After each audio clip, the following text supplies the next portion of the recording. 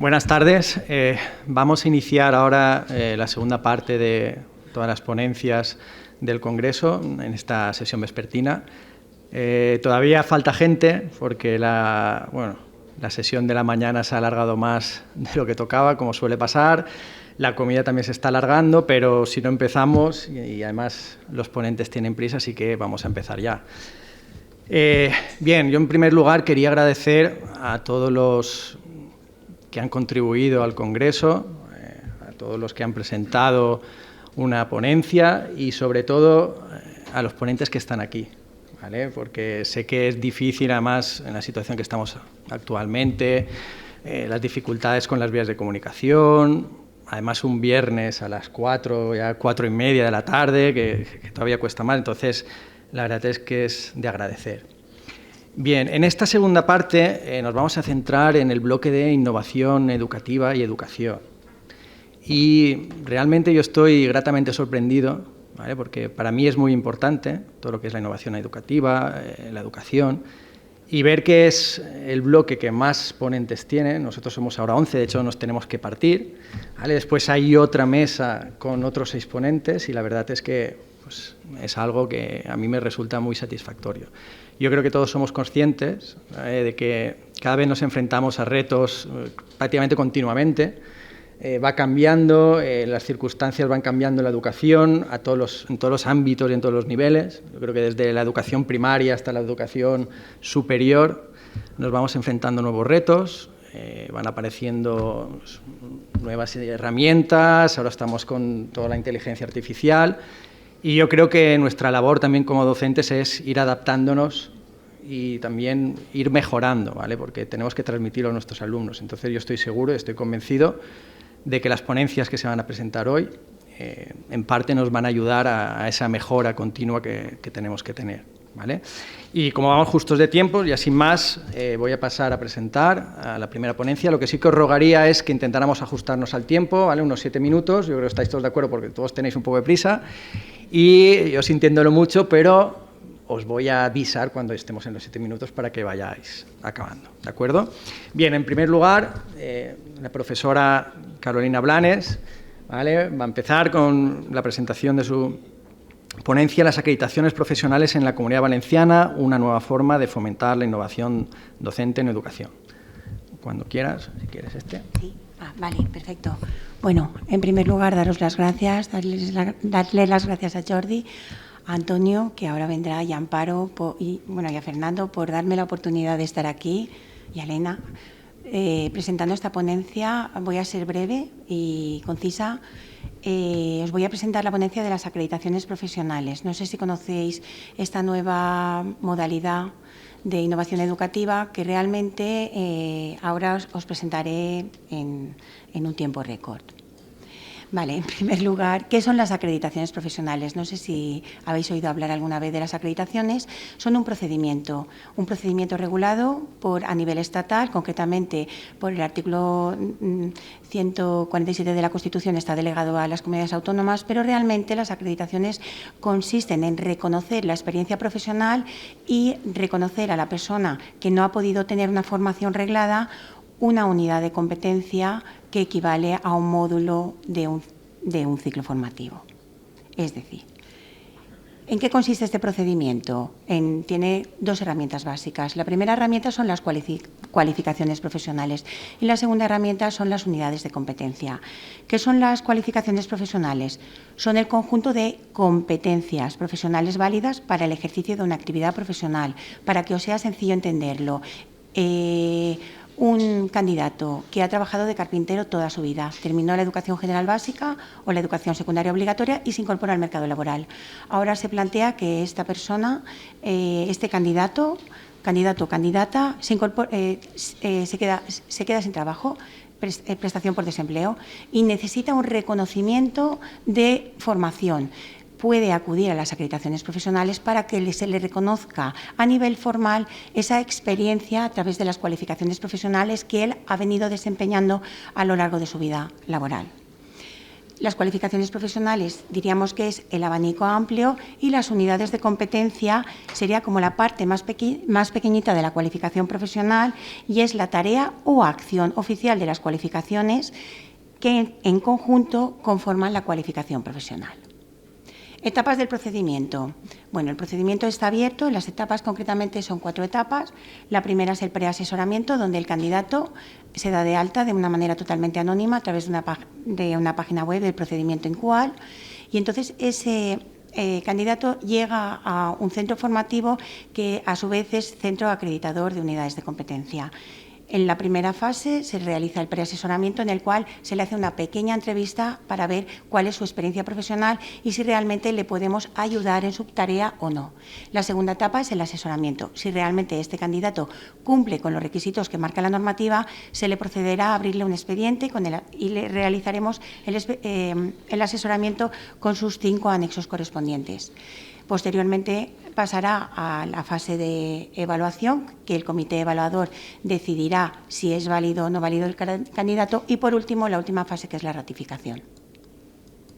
Vale, y ahora os hablo de un estudio de caso, concretamente, que es el IES Cotesbaixes, que es donde venimos realizando nuestra tarea como docente y como acreditadores. Bueno, miembros de la comisión. En el IES Cotesbaixes, concretamente, formamos parte, hay un presidente, que es Cecilia, que tenía que venir pero está indispuesta, secretaria, que en este caso soy yo, y vocales tenemos a Fernando, de vocal tenemos también a Salvador, tenemos también a Mónica y tenemos también a Cristina Catalá. Son los compañeros que forman parte de la comisión de acreditación, concretamente de la familia profesional de comercio y marketing. Usuarios que han utilizado nuestro servicio. Bueno, nuestro servicio, esto vino impuesto por decreto ley de Dirección General de Centros Docentes, y entonces desde dirección nos dijeron, aparte de las labores que tenéis que realizar, debéis de realizar las acreditaciones profesionales. Eso viene al centro educativo y dice, vamos a ver esto cómo lo vamos a gestionar.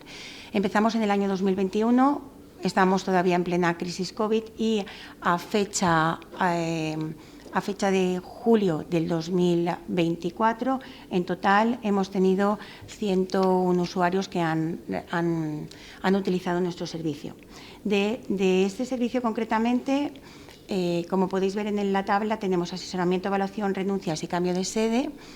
Concretamente, 89 candidatos han continuado con el asesoramiento. Estos 89 candidatos han recibido una evaluación favorable, obviamente no de todas las unidades de competencia que solicitan, pero sí de aquellas que han demostrado suficiente experiencia profesional.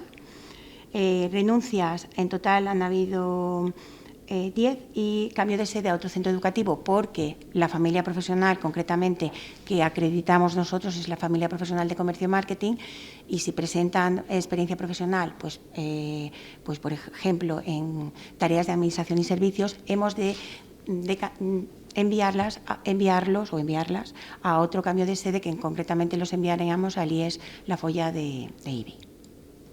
Anexos de preasesoramiento y asesoramiento. Aquí veis en total, en este diagrama de flujo, el total de las personas que han venido al centro educativo. En total han sido 101, ¿vale? Y como podéis ver, es exponencial. El presidente es quien más expedientes ha tramitado, después va el secretario, en este caso la secretaria, que soy yo, y posteriormente los vocales por orden de correlación y por orden también de voluntad y de carga de trabajo. Vale. Aquí podéis ver también la tabla comparativa entre los diferentes anexos realizados, ¿vale? Y los totales comparados respecto de otros centros educativos.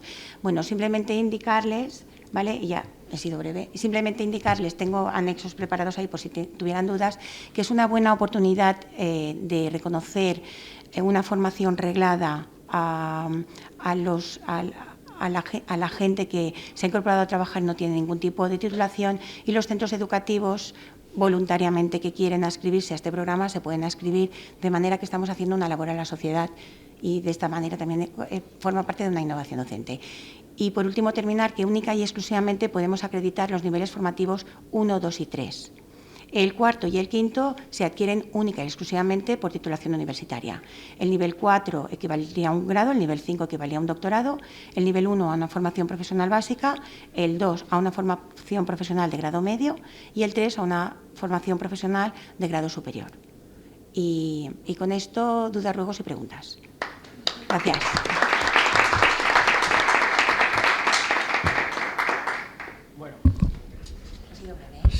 Agradecer a Carol que se ha ajustado exactamente los 7 minutos y no lo había dicho antes, pero aprovecho para decirlo que haremos la ronda de preguntas al final con todos, ¿vale? Con los 5, para así aprovechar un poco porque si no el tiempo sí que se nos come. ¿Vale? Muchas gracias, Carol. Entonces ahora pasamos con Álvaro Palacios, ¿vale? Y su ponencia, la música y derecho, la música como herramienta educativa. Agradecer la aceptación de esta comunicación. Voy a intentar ser breve, no voy a poner una presentación. Yo creo que en este sentido la magnífica publicación que se hace y dentro de esa estupenda organización recoge de alguna forma el desarrollo, en este caso de esta práctica de innovación docente, y yo he preferido abordarlo desde un punto de vista más cercano, ¿no? Yo tenía la intención de preguntar, de hacer algunas preguntas a los estudiantes, es verdad que por este devenir no hemos podido. Entonces, plantearlo desde otro prisma, que es el de qué aporta, cómo se desarrolla y qué es lo que realmente funciona. Bueno, si utilizando la música y si utilizásemos una canción de un grupo que ya no se puede mencionar por la palabra, en este caso, yo soy profesor asociado, entonces dentro de la LOSU diría que somos esa raza despreciable a exterminar y que por lo tanto, utilizando la música, que es forma de expresión, es muy útil en este campo. Dentro de poco seré sustituto y seré pues otra clase que tendré que buscar otra canción que realmente me identifique. Claro, eso hace que vengamos de un mundo de una práctica, que vengamos de un mundo de una práctica profesional y aportemos algo diferente. Y eso es lo que yo he intentado transmitir en muchas clases y es lo que me he dado cuenta que empiezas a veces en proyectos de innovación, un poco pues por la propia dinámica universitaria, empiezas a descubrir qué son y de repente te das cuenta que pueden ser una herramienta no solo muy útil, sino absolutamente necesaria. Yo descubrí hace pocos años que me había hecho viejo. Dentro de una clase empecé a preguntar cuestiones a los estudiantes y me di cuenta que era absolutamente viejo. No lo había notado por la caída del pelo ni por ninguna otra cuestión, lo había notado porque les hablaba de cuestiones que para mí eran básicas para entender el mundo del derecho, la esencia del derecho, y no sabían de lo que les estaba hablando. Les estabas hablando del 11S y no podían sentir de lo que les estabas hablando. Les estabas hablando de Miguel Ángel Blanco y no entendían de lo que les estabas hablando. No entendían el dolor de una sociedad. No sé cuando tengamos que hablar. La verdad es que a mí me pasó, como no se puede hablar hoy con anglicismos, porque hemos discutido esta mañana sobre ese tema, voy a decir U2 en lugar de YouTube, ¿no? Fue cuando les dije, bueno, esa canción que se pone cuando cuando va a cerrar ya y todos encendemos el mechero, y dice, mira, el mechero no se enciende. Y esa canción no sabemos ni de qué grupo nos estás hablando. Digo, bueno, pero ¿conocerán ustedes la matanza que se produjo? No la conocemos. No conocen nada. ¿Cómo van a entender nuestro derecho si no conocen de dónde viene, la esencia de dónde nace? ¿Cómo van a entender la reciente? Voy a utilizar cosas, pero no las hablo por términos políticos. Hablaban hace poco de la modificación de la ley de terrorismo. ¿Cómo van a entender las sensibilidades con independencia de lo que se piense si no conocen de dónde viene? Hemos cerrado una parte que yo creo que la música es ese camino, ese vehículo que nos permite acercar todos esos elementos. Les hablas de la tragedia de Heysel, no saben lo que es. Utilicemos una canción del fútbol, utilicemos cualquier elemento que nos acerca. Cuando hablas en frío, es imposible transmitirles la realidad. No sé cómo transmitiremos. Si queremos transmitir la riada de Valencia del 57, ¿cómo lo hacemos? ¿Cómo transmitiremos dentro de 15 años el vacío que estamos sintiendo los valencianos hoy? Ese vacío de ver a un ciudadano con una escoba por cada calle, no ese vacío que vemos en el telediario, ese vacío de empatía de un pueblo ayudado por otros pueblos. Pero ¿cómo lo transmitiremos? Sin duda necesitaremos imágenes. Hoy tenemos imágenes, necesitaremos música, necesitaremos aquello. Yo ahora estaba escuchando un vídeo precisamente relacionado con este tema de Nino Bravo. No sé si os ha llegado, seguro que nos ha llegado. Luego está el elemento político, me da igual, ¿no? El que lo ha añadido después, pero realmente Esto lo estamos haciendo, yo por ejemplo lo intento hacer sobre todo de una forma libre, es decir, relacionar un derecho humano, relacionar cualquier elemento, pero sobre todo elegido por el estudiante.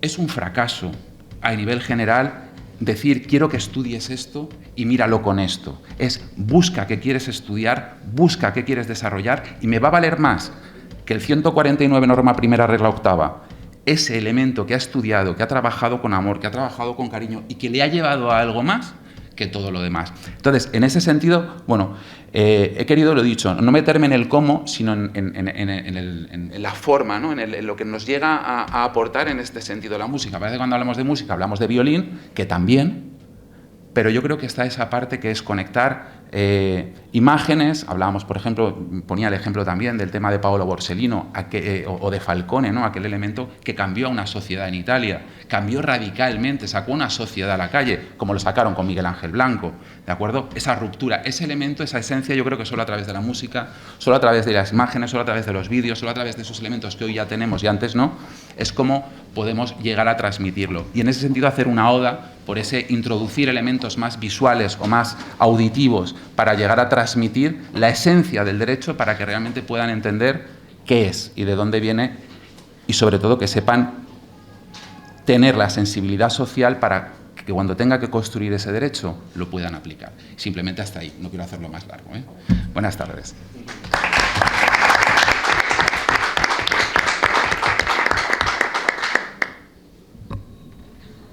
Muchas gracias, Álvaro. Vamos bien, ¿eh? Estamos aquí. Creo que los otros tres lo van a tener difícil porque estamos cumpliendo con 7 minutos exactos. Así que ahora tiene la palabra Antonio López, ¿vale? Con la ponencia titulada La implementación del sistema de microcredenciales en la titulación de Derecho. Así que cuando quieras puedes empezar. Te paso el micrófono.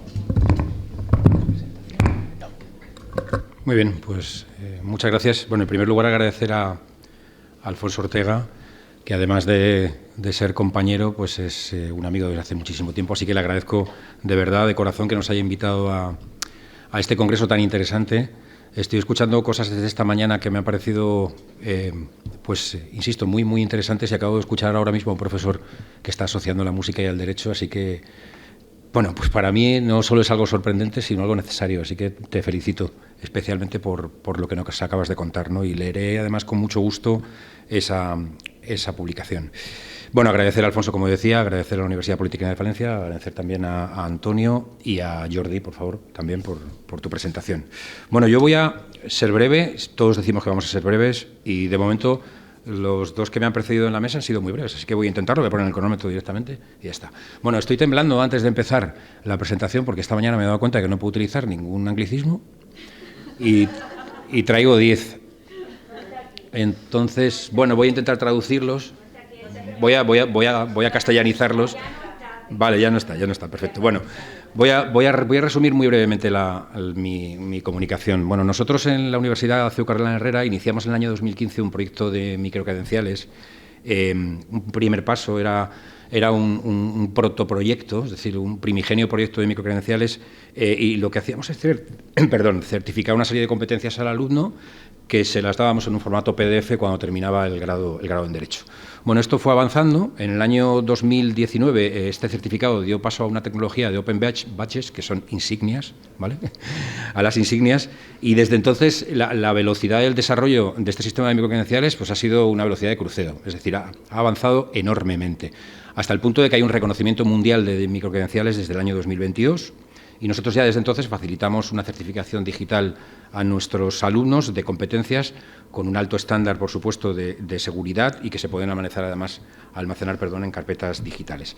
¿Qué es una microcredencial? Para aquellos que no estén habituados a esta terminología, ¿no? Pues es la certificación, en definitiva, de un logro, de una experiencia de aprendizaje, de un resultado de aprendizaje, como decía, que acredita una determinada competencia, un conjunto de habilidades, y tiene como principal objetivo proporcionar información al empleador. Es decir, el objetivo principal es el mercado de trabajo. Pero ahora, como vamos a ver muy brevemente, no solo ese es el objetivo que nosotros nos planteamos en nuestra universidad, sino que también tenemos como objetivo que nuestros estudiantes adquieran una serie de competencias para que puedan desarrollar su tarea en la universidad, como comentaba antes mi compañero Álvaro, pues con cierta suficiencia y que haya determinadas cuestiones que no les cuesten mucho. Lo vamos a ver, si os parece, a continuación. Si el alumno tiene muy claro desde el principio que además de tener un itinerario en un plan de estudios, puede adquirir ciertas competencias que le sirven para el mercado laboral y que además le van a servir en el grado, yo creo que esto revierte en su beneficio, en principal, en primer lugar en transparencia, por supuesto, y en segundo lugar en competencia. ¿Cómo hemos estructurado estas competencias? Las hemos estructurado a lo largo del tiempo en dos ámbitos. Un primer ámbito, al que hemos denominado competencias del siglo XXI. Estas aparecen en el año 2019 hasta el año 2022, hasta el curso 2021-2022, y serían una serie de competencias que nosotros denominamos competencias del siglo XXI. Por ejemplo, una competencia en compromiso ético, ¿no?, que serían competencias ligadas a la conciencia social, a la responsabilidad social, a la sensibilidad en el entorno de la universidad, competencias en torno a la investigación, como es la capacidad de aplicar un método científico al área de conocimiento en el que estén desarrollando esa actividad, competencias de carácter instrumental, como por ejemplo las tecnológicas, las digitales y las informacionales, la internacionalización, ¿de acuerdo?, competencias indispensables para trabajar en un mundo globalizado. Por ejemplo, venimos trabajando a lo largo de los últimos 4 o 5 años con los COILS, que también se dan en otras universidades, o con un Congreso Internacional de Estudiantes en el que nuestros estudiantes participan activamente. También, como competencias del siglo XXI, hemos trabajado en las soft skills, es decir, las habilidades blandas, ¿no?, que sería la traducción, que son aquellas que se centran principalmente en el crecimiento personal. Ahí hablaríamos de trabajo en equipo, de liderazgo, hablaríamos de comunicación o capacidad de innovación. También, como última competencia del siglo XXI, la denominada ser profesional, que son competencias con un grado de tecnificación un poquito mayor y dirigidas principalmente al entorno profesional. Luego tenemos un segundo ámbito que aparece a partir del año 2021, el curso 2021-2022, que serían los itinerarios de aprendizaje, también conocidos con el nombre de Learning Pathways. La traducción, repito, itinerarios de aprendizaje. Bueno, estos son una serie de vías de aprendizaje que facilitan la adquisición de una competencia digital. Se completan hitos por etapas, hemos fijado 3 etapas y voy a poner un ejemplo muy sencillo. En comunicación establecimos 3 etapas, nivel 1, nivel 2 y nivel 3. En el nivel 1 el alumno debía acreditar pues una serie de competencias denominadas aprendiendo a comunicar en el ámbito del derecho, para saber transmitir una idea, utilizar una comunicación verbal y no verbal adecuada, debía demostrar una capacidad comunicativa suficiente en el ámbito académico, ¿de acuerdo? Y para realizar, por ejemplo, una presentación, o bien en PowerPoint, en cualquier otro ámbito, de forma clara. Para acreditar esta competencia se les ofrecía un curso de comunicación nivel 1 que debían realizar junto con la evaluación en una serie de asignaturas del grado en Derecho, en el primer curso, en segundo y en tercero de Derecho. Por ejemplo, en la asignatura de Argumentación y Técnicas de Gestión Jurídica, el alumno debía obtener una calificación superior a un 7 y acreditar a través de un seminario de comunicación que había adquirido esa competencia. En segundo lugar, el segundo nivel denominábamos en comunicación comunicador jurídico. Aquí ya hay un salto cualitativo importante en las competencias sobre comunicación y para acreditar también esa competencia tenía que cursar un curso de comunicación en nivel 2 y luego acreditar ciertas competencias en comunicación en otras asignaturas. También, por ejemplo, formar parte del foro de debate y participar activamente en el mismo. Y por último, un último nivel que denominamos pericia comunicativa en el ámbito del derecho, y aquí el estudiante recibía un nivel avanzado de formación y además debía presentar o bien algún panel o alguna comunicación en el Congreso Internacional de Estudiantes o acreditar una determinada calificación en el Premio Internacional a la Excedencia Jurídica de 4 Casas que comparte nuestra universidad y que, por cierto, mi compañera Sara, que está aquí presente, dirige. Y, por último, llegamos a la fase actual. Esto desde el curso anterior, del año 2023-2024, sobre todo nos hemos centrado en las competencias, en las habilidades blandas, es decir, en las soft skills. Y aquí lo que hemos hecho es elaborar un modelo de competencias con formación especializada también en 3 niveles, nivel 1, nivel 2 y nivel 3, con carácter transversal. Aquí trabajamos principalmente el trabajo en equipo, trabajamos también la comunicación, trabajamos el liderazgo, el crecimiento personal, la innovación y, por último, el emprendimiento. Y como creo que voy bastante ajustado de tiempo, me quedan 30 segundos, así que voy con la conclusión. ¿Cuál es nuestra conclusión después de haber trabajado desde principalmente el año 2019 con este sistema de microcredenciales? Bueno, nosotros consideramos que las microcredenciales son un valor diferencial en el mercado laboral. No solo lo creemos nosotros, sino que lo creen otras universidades y también, lo tenéis en la publicación, y también lo creen numerosas empresas. Estas microcredenciales están en constante crecimiento. Aquí el alumno incluso puede trazar su propio camino de desarrollo profesional, fomentan el esfuerzo, fomentan la motivación, porque el alumno desde un primer momento lo que observa es que no solo las puede aplicar de cara al mercado laboral, que eso a veces lo ve de forma un poco lejana, sino que las puede aplicar de forma directa en el grado en Derecho, en las distintas materias que conforman ese grado.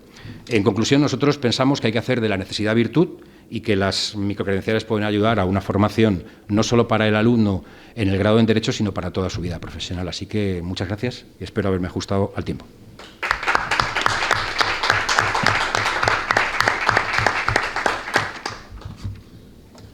Perfecto, Antonio. Te has ajustado perfectamente al tiempo, además lo has hecho muy claro, muy conciso, o sea que nada más que añadir. Perfecto, muy bien. Pasamos ahora con el profesor Alfredo Islas, que nos va a presentar la comunicación de innovación docente, estructuras de derechos humanos a partir de resoluciones de los comités de la ONU.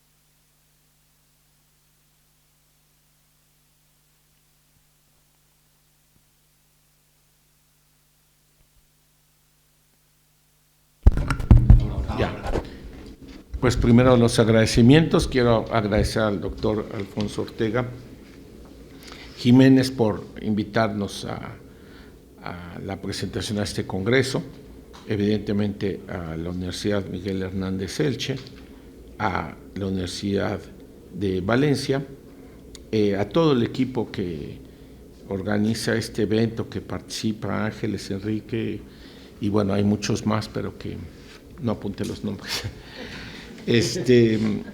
Bueno, esta investigación que nosotros hacemos es un proyecto que ya tenemos algún tiempo trabajándolo. Consiste en el análisis de resoluciones de organismos internacionales de derechos humanos, los fundamentales, los 7 fundamentales, que son los que vigilan el cumplimiento de los 2 pactos, de las convenciones internacionales, por ejemplo, la de CEDAW, la de discriminación de la mujer, la de los trabajadores migrantes, la de la no discriminación, la de discapacitados y las violaciones graves, que son la de tortura y desaparición forzada. Y entonces, estas resoluciones, bueno, pues que son más es un número muy grande, porque son observaciones, por ejemplo, que al interpretar esos instrumentos internacionales, pues son 170, por ejemplo, las que nosotros tenemos analizadas, exponen razonamientos para la interpretación, la aplicación de estos instrumentos internacionales de cumplimiento en el mundo, la mayoría de los países del mundo. 16 relatorías, 52 informes de personas especializadas, 7 grupos de trabajo y 200 procedimientos especiales. Esto es, analizamos 40 derechos humanos, por ejemplo, no sé, desaparición forzada o medio ambiente, etc. Y todos estos razonamientos de aplicación, es decir, de la realidad, porque se aplican en la interpretación de casos que se presentan, en la vigilancia que hacen cada 2 años a los distintos países del mundo, y crean criterios de aplicación a través de las observaciones o de las relatorías o de los procedimientos especiales. extraemos la realidad de ahí, la realidad jurídica. Es decir, no es la doctrina, es la realidad de cómo se aplican. Y para sistematizarlos ocupamos el método estructuralista. Esto es, partimos de la idea de que, aplicado a los derechos humanos, partimos de la idea de que los derechos humanos tienen elementos permanentes, cada uno de ellos, y elementos esporádicos que se encuentran en estos instrumentos internacionales, en estas resoluciones que analizamos. Y entonces, de esa manera tenemos la forma, a través de unas gráficas, pues el estudio, sobre todo a través de los razonamientos, en su aplicación. Por ejemplo, los elementos permanentes son los sujetos activos y pasivos, ¿sí? Como si fuera una célula, pero aplicada a los derechos humanos. Entonces decimos, bueno, pues está el sujeto activo, que siempre es el Estado, y esto se ha modificado porque también son las empresas transnacionales. Pero también tenemos sujetos, y luego son específicos, por ejemplo, celadores o los que procuran justicia, o policías, etcétera, ¿no? Reglas específicas para ellos al momento de su aplicación. Esto es lo que es interesante. Y luego en los sujetos pasivos, que siempre son pues personas humanas normalmente. Ahora, bueno, ya también se consideran titulares la tierra, pero no nos metemos tanto a eso, pero sí identificamos. Entonces, por ejemplo, en el caso de migrantes, vemos casos que está la regla de protección de los migrantes, pero es múltiple, porque a veces son reglas específicas para niños, para niñas, pero además niños que no vienen acompañados. Y entonces se razona en los distintos instrumentos internacionales, ya sea el pacto, ya sea de derechos civiles, económicos, o civiles y políticos, o el de económicos sociales, o el de en la Convención sobre los trabajadores migrantes y su familia.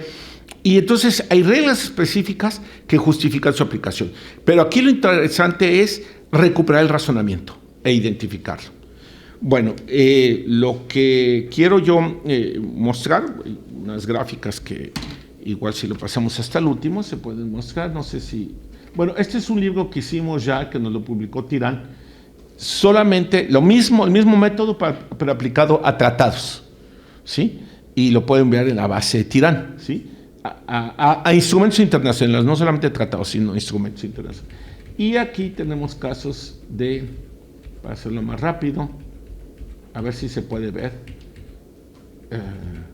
Bueno, este es, por ejemplo, uno sobre trata de personas. No se puede ver porque está muy pequeño, pero cada una de estas ventanillas uno lo vamos a automatizar y multilingüe, ¿sí? Ya tenemos toda la información, estamos buscando los ingenieros para hacerlo, y entonces tú puedes preguntar dignidad y te va a decir, bueno, está la estructura de todo esto de dignidad.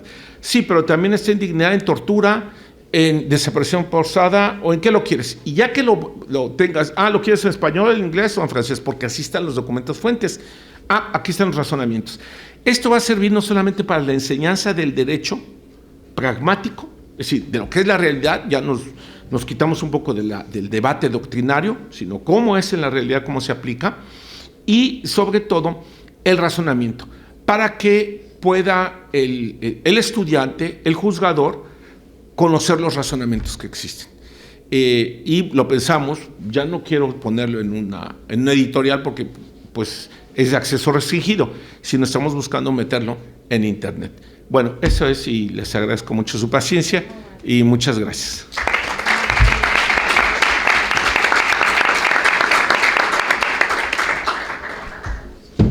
Muchas gracias. Estamos siguiendo en racha porque estáis cumpliendo. Yo creo que Guayasen está ya preocupado a ver si va a cumplir o no. Voy a poner ya el cronómetro, de hecho. Pero seguro que sí. Bueno. Voy a cargar la presentación. Sí, ahora te la pongo yo. Espera. Si sales con el eso.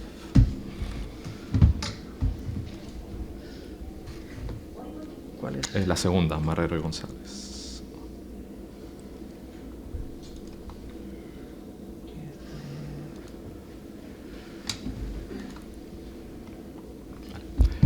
Buenas tardes a todos y a todos. Y en aras del tiempo voy a dar por reproducidas las palabras de agradecimiento de las personas que me han precedido en el turno de palabra. En el día de hoy venimos a presentar, porque esto es una comunicación conjunta entre el profesor González, primer doctorado del área de Derecho Internacional Privado de la Universidad de La Laguna en casi 2 décadas, y quien les habla, sobre un proyecto de innovación que estamos implantando actualmente en una asignatura del primer cuatrimestre del grado en Derecho, que es Derecho del Comercio Internacional. Los objetivos de este proyecto de innovación son 3. Modificar el sistema de evaluación continua, porque lo que se hacía era una suerte de evaluación única que al final era sumativa, y eso no es evaluación continua. Diseñar una tarea de aprendizaje y enseñanza que estuviese alineado no solo con sistemas de evaluación continua, sino también de carácter formativo, que es el modelo que establece nuestra universidad, el modelo MECA, el modelo de enseñanza y aprendizaje centrado en el alumnado, y el desarrollo de instrumentos de evaluación con los que no se contaba en esta asignatura en concreto. Voy a centrarme en la parte donde estamos invirtiendo mayor tiempo, que es en el diseño de esa actividad de evaluación y aprendizaje.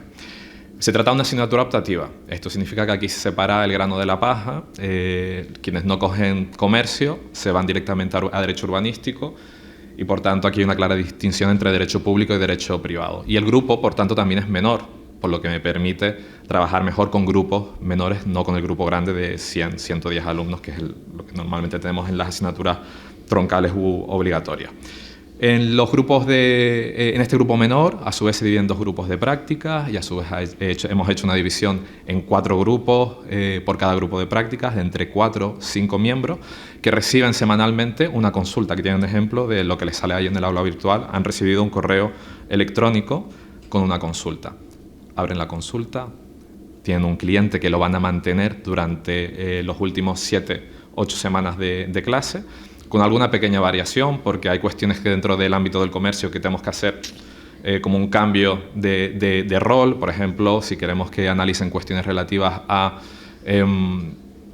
protección de consumidores, tengo que hacer que la empresa se convierta de alguna manera en consumidor. ¿Cómo lo hago? Pues la persona que está en contacto con ellos le dice: oye, ya que he estado en contacto con ustedes, pues aprovecho que es que hice este acto de consumo, pues ahí podemos también evaluar ese tipo de cuestiones. Y tienen que entregar un informe jurídico.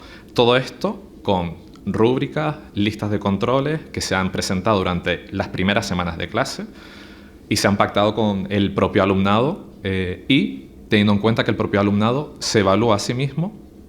Cada vez que entrega un informe jurídico, evalúa el trabajo que han realizado el resto de sus compañeros dentro del grupo, y cuando se defienden oralmente estos informes jurídicos por 2 miembros del grupo, están evaluando con una rúbrica también pactada la defensa oral de ese informe por el resto de compañeros. Una vez que se produce la defensa oral, comienza el proceso más arduo para el docente, que es la evaluación, porque la evaluación tiene que ser inmediata y no puede ser calificación. No puede ser un número, tiene que ser una evaluación donde se reciba retroalimentación. Aquí pone feedback, pero vamos a omitir que está esa palabra, retroalimentación, en el que se les especifique en qué nivel están dentro de cada una de las rúbricas, qué puntos tienen que mejorar, cuál ha sido la evaluación o la retroalimentación que le han dado el resto de compañeros de grupo, y volvemos a iniciar otra vez el proceso al día siguiente de haber entregado esa retroalimentación. Y aquí tienen lo que van a tener la próxima semana, que es una videollamada, porque me gustaría trabajar con ellos, no solo que reciban un correo con toda la información, sino que de una conversación con el cliente ellos vayan detectando qué información es relevante para la resolución de las consultas que se le plantean. No dárselos todo la información y que ellos seleccionen de ahí, que ellos puedan también hacer esa labor. Esto lo tiene directamente la comunicación, no voy a entrar aquí. Como les digo, la primera vez que estamos en un proyecto, estamos implantando por primera vez, así que simplemente comentarles algunas observaciones preliminares negativas. Resistencia en un principio al no tener un número, porque si no tengo un número no sé si lo estoy haciendo bien o mal, pero han aprendido que si no tienen un número, pues tienen que leer los comentarios que cuesta tanto realizar y Por ahora tenemos paz, pero la primera semana no tuve paz, fue guerra. Desconocimiento de instrumentos de evaluación. Para muchos, en las encuestas iniciales han evidenciado que es la primera vez que veían una rúbrica en cuarto de Derecho. No sabían lo que era una rúbrica y, por tanto, no sabían cómo utilizarlo, por lo que para pactar con ellos estos instrumentos había que explicarlo en qué consistían y hacer ejemplos de cómo se utilizaban.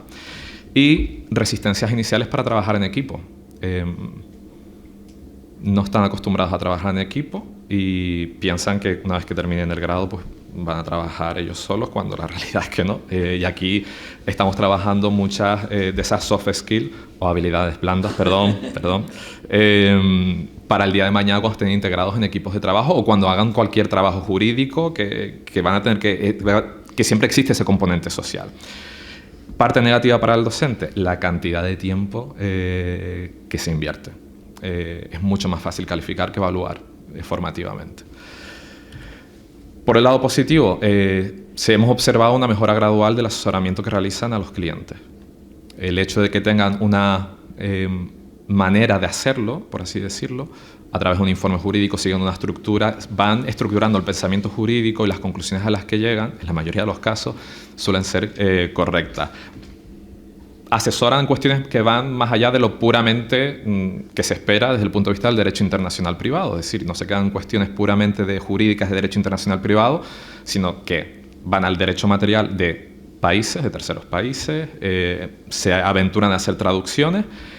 E incluso, en una de las consultas, recuerdo uno de los grupos que le decía al cliente que les planteaba una ejecución de un laudo arbitral de la Corte Comercial japonesa, le decía, oye, la cantidad por la que te han condenado a euros son casi 200 euros, yo por el informe te voy a cobrar 100. A lo mejor el asesoramiento es que... Y el asesoramiento que le dan es, mira, paga porque si vamos a recurrir al final esto te va a salir más caro, que es una cuestión que escapa ya de lo puramente jurídico, pero que está dentro de la asesoría jurídica, ese concepto de asesoría.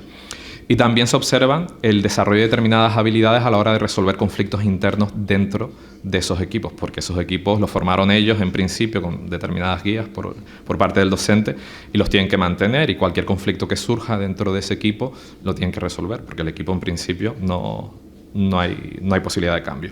Y la parte positiva, la felicidad del docente. Yo estoy muy contento con los resultados que estamos teniendo en cada uno de los informes jurídicos entregados y defendidos oralmente, y también de las sinergias que se están creando dentro del aula.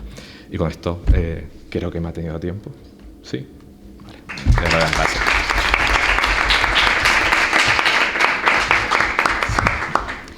Muchas gracias. 7 minutos. O sea, ha sido, vamos, los 5 ponentes. Bueno, quiero agradeceros que os hayáis ajustado al tiempo, pero sobre todo vuestras ponencias, ¿vale? La verdad es que me han resultado muy interesantes. ¿Vale? Por ejemplo, lo que comentabas tú de la música, nunca se me hubiera ocurrido, ¿vale? El relacionar la música con el derecho, y es muy interesante, las microcredenciales, lo que tú estás comentando. La verdad es que todas han sido realmente interesantes. Entonces, ahora abrimos un turno de preguntas, por si alguien quiere comentar o preguntar algo. Ahora tenéis la oportunidad.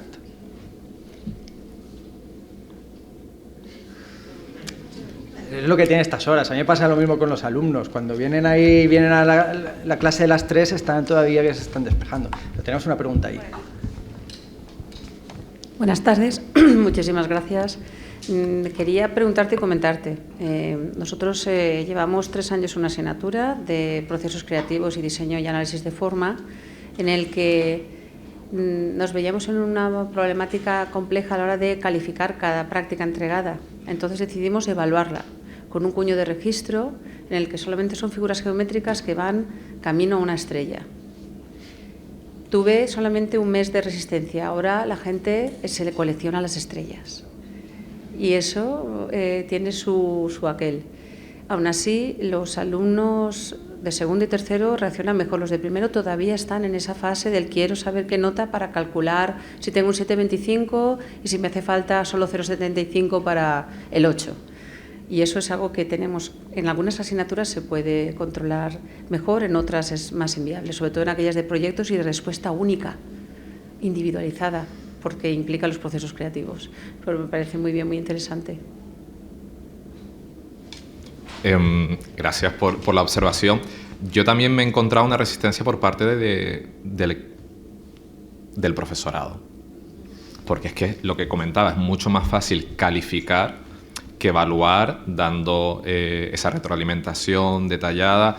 Y es verdad que en este caso en concreto, al trabajar en equipo, la preocupación de parte del estudiantado era cómo individualizar esa nota grupal. Que obviamente si solo 2 van a exponer oralmente, yo ya tengo criterios de individualización ahí, y esas rúbricas de autoevaluación donde ellos están evaluando el trabajo, yo solo puedo traducir numéricamente en un porcentaje en el que imputar parte de la evaluación.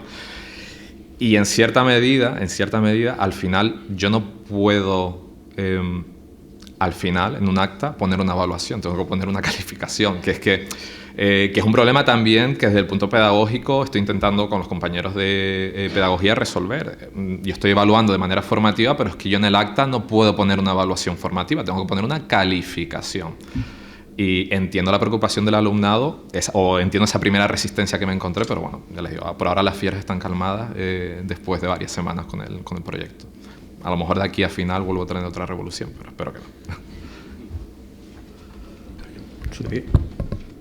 Bueno, perdón, no sé si es habitual que pregunte un miembro de la mesa a otro miembro de la mesa, pero es que yo me he quedado tan sorprendido con lo de música y derecho y me ha encantado. Te quería hacer una pregunta muy sencilla y es ¿cuál es la herramienta que utilizas en el aula para convencer al alumno de que tiene que asociar, no sé si lo he entendido bien, por iniciativa propia, una canción a algún elemento del derecho? No sé si algún concepto jurídico, sea un principio general. Dentro del proyecto hay una ficha de proyecto de derechos humanos para referenciar pues, un determinado derecho humano con una canción, con el contenido de esa canción. Dentro del contenido de esa canción buscar algo de jurisprudencia, introducir, es decir, hay una ficha creada para... Es verdad que pese a que son muy normativistas para las notas, son muy poco para otros elementos. Quizá cuando encorsetas, y ahí es donde yo me salgo un poquito dentro del proyecto, pero tengo que confesarlo porque busco que dependiendo de cada grupo ves que hay una respuesta, o ves que hay una sensibilidad, o ves que hay una preocupación, entonces tienes que buscar adaptarlo.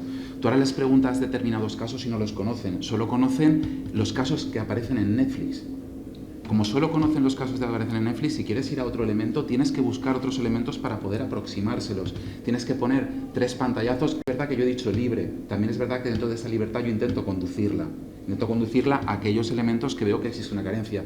La sensación es que el siglo XX no existe para ellos. Es que la historia del siglo XX no está. Y si no está la historia del siglo XX, no está la historia jurídica del siglo XX en sus cabezas, en su comprensión. Transmitir la norma sin transmitir la esencia no lleva a una comprensión y te das cuenta cuando les estás hablando y no te transmiten un feedback, no hay un feedback porque realmente no saben de lo que les estás hablando.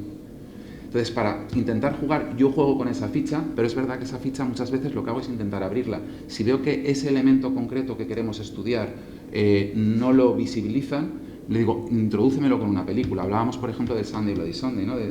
Pues vamos a ver En el nombre del Padre. Es decir, vamos a ver cuál es la batalla por los derechos políticos y civiles, que fue lo que motivó, pero vamos a ver cuál es la reacción del pueblo, cuál es la reacción de la justicia. Esto sigue ocurriendo en justicia. Puedes relacionarlo con los elementos de corrupción.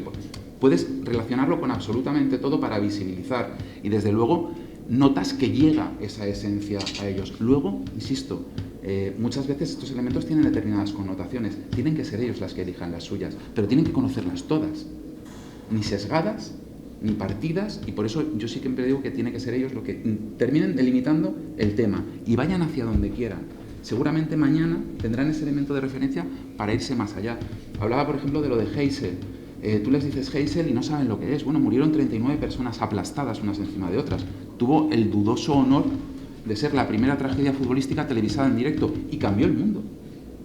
Cambió el mundo. Cambió el mundo porque cambió la política a nivel deportiva. Y esa política a nivel deportiva lo que cambió es la política de investigación, de técnicas policiales, de intercambio de información para controlar a determinados grupos. Y a partir de eso se pudo pasar al tema del terrorismo. Y a partir de eso hablábamos del 11S. El 11S nos cambió el mundo a todos. ¿Cómo van a comprender el mundo si no entienden qué es exactamente lo que pasó? O cuál es la sensibilidad de un determinado pueblo, o cuál es la confrontación de los axiomas, ¿no? También de derecho y libertad, de dónde vienen, por qué no. En fin, se plasma a través de una ficha, pero insisto, yo a la ficha, por ejemplo, sí que le intento dar determinada libertad. a la hora de funcionar, dependiendo de aquello que traten, para que se adecue mejor a esa sensibilidad o a esa esencia o a esa necesidad formativa que tienen en ese momento concreto.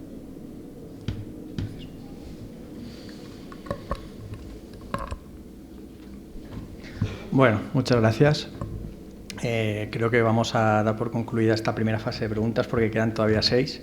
Simplemente comentar que me ha llamado mucho la atención también lo de la música y me quedo con las ganas de que hubieran presentado otra ponencia que era la poesía como recurso pedagógico para un profesor de Derecho Civil, porque hubiera sido también, como mínimo, curioso. Pero bueno, muchísimas gracias a todos.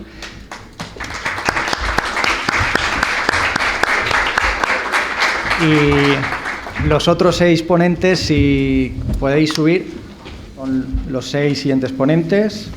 Y en primer lugar, van a realizar la presentación David Amiño Belenguer con la ponencia titulada Elaboración de una evaluación de impacto de protección de datos en el aula universitaria a través del método del caso. Cuando quieras. Bueno, simplemente deciros a todos que voy a ser igual que con los otros, ¿vale? A los 7 minutos, a ver si vosotros también os conseguís ajustar.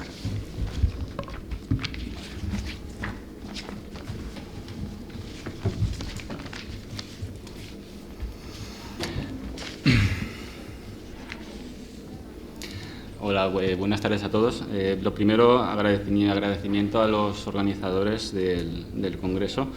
La verdad es que el nivel de las ponencias y comunicaciones está siendo bastante alto y la verdad es que pues, uno se queda bastante satisfecho de ver cómo nos tomamos en serio todo lo que tiene que ver. Pues, en este caso pues, han habido ponencias sobre organización de empresa, pues ahora también tenemos comunicaciones y ponencias acerca de innovación. Entonces, lo que yo venía aquí a comentar básicamente es mi periplo ya de hace algunos años. Yo soy profesor de Derecho Civil de la Universidad de Valencia y llevo ya 5 años impartiendo clase de aspectos legales sobre datos en la Escuela Técnica Superior de Ingeniería de la Universidad de Valencia, en el campus de Burjasot. Allí el perfil de los alumnos es un perfil eminentemente científico, de perfil matemático, perfil informático, perfil programador. Entonces, es verdad que evidentemente les falta conocimientos y bagaje jurídico. Entonces, llegar allí y aterrizar conceptos que son eminentemente jurídicos en una facultad, en una escuela, en la cual los alumnos prácticamente no han tocado nada de derecho. De hecho, es la segunda asignatura que tiene algo que ver con derecho en la carrera. La carrera se llama Grado en Ciencia de Datos. Así que son alumnos que van dirigidos a su futuro profesional, probablemente tenga que ver en su gran mayoría con ser analistas de datos. ¿Qué tiene que ver el derecho? En este caso, pues el derecho civil, por lo menos en cuanto a mi área. ¿Qué puede tener que ver con esa carrera? Pues básicamente es explicarles fundamentalmente protección de datos y derechos relacionados con inteligencia artificial. Es verdad que tenemos algunas otras materias como derecho digital en general, como pueda ser también propiedad intelectual, marcas, patentes, etc. Pero bueno, centrados en lo que es la protección de datos, para que los alumnos pudieran entender los conceptos jurídicos que tiene que ver con la normativa de protección de datos, mi compañero y yo, que es una asignatura que compartimos entre 2 profesores, uno del área del Departamento de Derecho Administrativo y otro de Derecho Civil, pues decidimos hacer un proyecto transversal que tiene una duración aproximada entre 2 meses, 2 meses y medio. El formato de la asignatura, la verdad es que nos ayuda bastante porque permite a los alumnos realizar unas evaluaciones continuas bastante potentes. Voy a explicar simplemente la distribución de la nota que hay en esa asignatura y en general, digamos, se traslada al resto de asignaturas de esa carrera. Del 100% de la nota, el 50% es el examen y luego el otro 50% es una gran evaluación continua. De esa gran evaluación continua, aproximadamente el 20% es la evaluación continua, que nosotros en el grado de Derecho tenemos un 30%, que es un poco lo que hacemos en las clases de teoría y práctica. Pero es que ellos tienen un 30% de la nota destinado expresamente a laboratorios, lo que podría traducirse en proyectos o lo que podría traducirse también en talleres. Están expresamente destinados y además en aulas ad hoc, con un equipamiento bastante bueno, para realizar únicamente prácticas. Entonces, eso permite mucho juego. De hecho, eso se divide en 5 laboratorios. Los 5 laboratorios, en esa parte práctica que digo de ese 30%, permite, pues o bien puedes hacer un laboratorio único o bien puedes hacer un proyecto para 2 laboratorios, pero en este caso nosotros hicimos en el año 22-23 3 laboratorios destinados a este proyecto y este año lo hemos incluido ya en los 5 laboratorios. Es decir, a nosotros ya nos dura prácticamente el proyecto de este año los 3 meses aproximadamente de clases que tenemos. ¿Qué es lo que pretendemos? Aterrizar conceptos jurídicos e intentar motivar al alumnado mediante diseño de actividades atractivas, basadas fundamentalmente en el método del caso. Nosotros, es verdad que mi compañero y yo lo que hacemos es diseñar una actividad que es bastante, al principio cuesta un poco de entender por parte de los alumnos, pero lo que intentamos hacer es que los alumnos trabajen en esos 5 laboratorios de 3 horas cada uno, pues todo ese proyecto transversal que estamos intentando hacer, entre los cuales pues aterrizamos conceptos en materia de protección de datos y les hacemos que diseñen una startup, una idea de startup de base tecnológica en la cual la startup va a efectuar un tratamiento de alto riesgo o de riesgo muy alto, riesgo alto para los derechos y libertades fundamentales de las personas, basados fundamentalmente en analítica masiva de datos o uso de inteligencia artificial. Y entonces, a partir de ahí, los alumnos buscan qué necesitan cumplir o qué herramientas necesitan utilizar para poder conseguir todos los documentos o todas las cuestiones que tienen que ver con el cumplimiento de la normativa de protección de datos. Esas herramientas que nosotros les intentamos inculcar a los alumnos son herramientas que están fundamentalmente en la página web de la Agencia Española de Protección de Datos.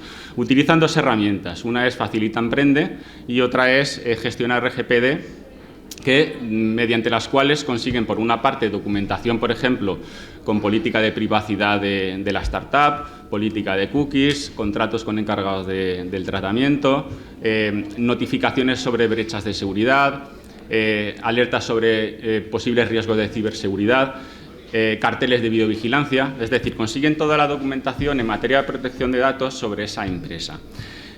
Por otra parte, intentamos que hagan una evaluación, y de hecho la hacen y es bastante bueno lo que consiguen, una evaluación de impacto de protección de datos, porque así conseguimos que los alumnos de alguna manera se familiaricen con todos los conceptos que vamos dando en la teoría. Las clases, como estáis viendo, están bastante bien equipadas. La documentación que reciben es una documentación que está publicada en la EPD y los resultados son bastante interesantes. Estos son los logos que los alumnos hacen de sus startups y consiguen obtener todos los materiales necesarios para poder cumplir con la normativa de protección de datos en materias como, por ejemplo, controles de acceso. O sea, ellos diseñan una startup y diseñan un tratamiento de alto riesgo de protección de datos, como por ejemplo controles de acceso a instalaciones mediante tecnologías de análisis biométrico, servicios de alerta para prevenir y evitar casos de violencia de género, intercambio de energía renovable excedentaria basada en economía colaborativa, control del rendimiento laboral en el servicio del taxi a través de geolocalización, creación de avatares para acceder a centros comerciales ubicados en el metaverso, generación de rutas más eficientes desde el punto de vista ambiental, servicio de detección de uso fraudulento de perfiles en páginas de contactos, detección de plazas libres para estacionamiento de vehículos no contaminantes, etcétera.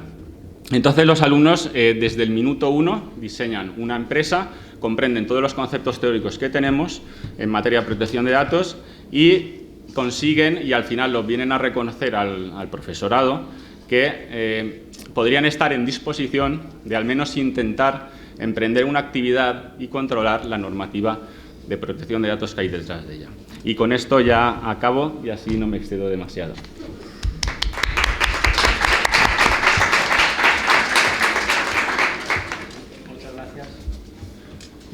Muchas gracias, David. Te has pasado un minuto, pero no te iba a cortar cuando estabas con lo más interesante diciéndonos... Y no, así has estado bien, muy bien, David. Vamos a continuar ahora con Egla. Ya sabes que el listón está muy alto, ¿eh? Esos 7 minutos, cuando quieras. ¿Tienes presentación? No. Son 7 minutos. Bueno, muchas gracias. Muy buenas tardes a todas, a todos en este lugar tan bello y hermoso. Gracias, Jordi, por la presentación, pero también quiero agradecer profundamente al doctor Alfonso Ortega Jiménez, a Antonio Jiménez y a todo el comité de este congreso, de que nos deja tantas experiencias. Hemos tenido desde la mañana mucha información que nos deja reflexionando mayormente. En esta tarde yo voy a comentarles brevemente lo que ya está publicado en esta obra, que también debo felicitar a los organizadores de este congreso, ¿verdad? Porque nos vamos con libro también. El tema se llama Aulas Inclusivas y Proceso de Gestión de Conflictos.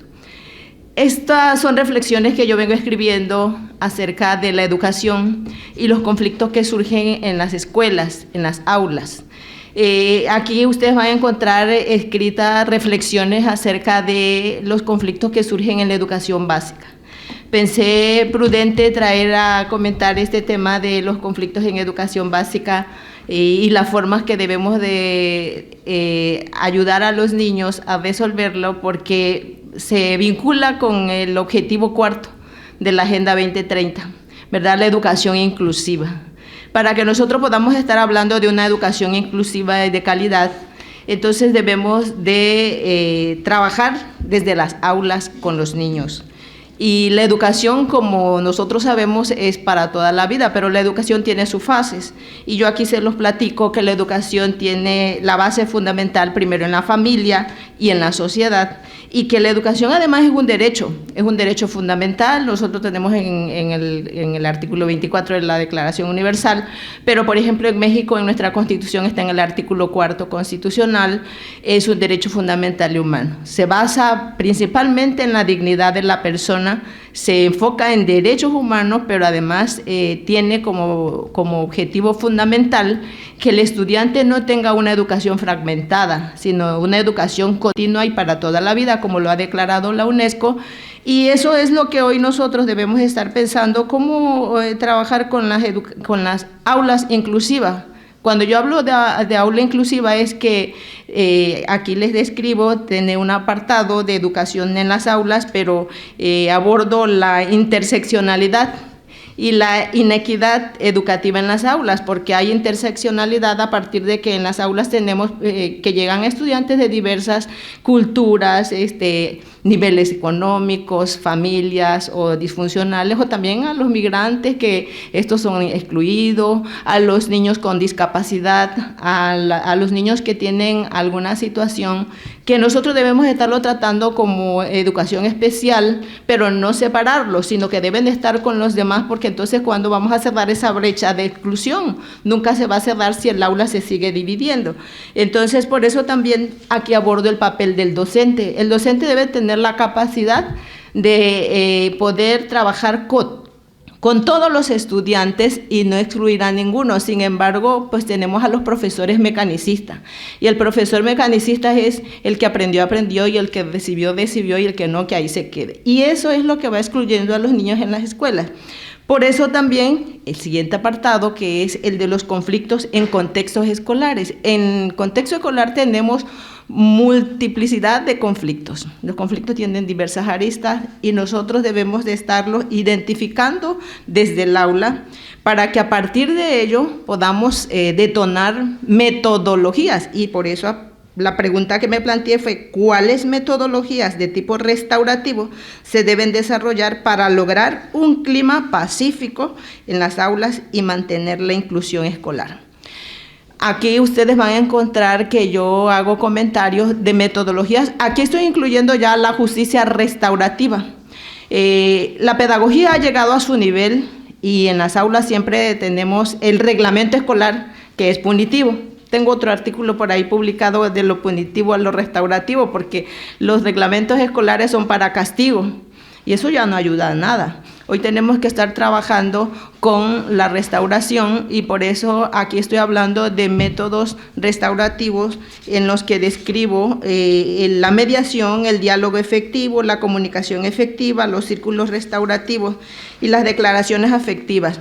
Las pequeñas reuniones espontáneas e informales. Con esto que estamos tratando, que desde la educación básica nuestros estudiantes vayan teniendo los métodos para abordar las situaciones de conflicto, pero además que puedan lograr construir una sociedad pacífica desde los planteles escolares.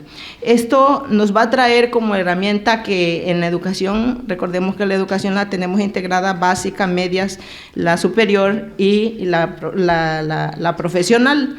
Entonces, desde ahí nosotros debemos de entender que si ya los jóvenes los tenemos hoy aquí en el grado, pues no tuvieron herramientas para abordar conflictos desde la básica, pues acá estamos viéndolos cómo se lían, cómo se atrancan a golpe o cómo resuelven sus situaciones.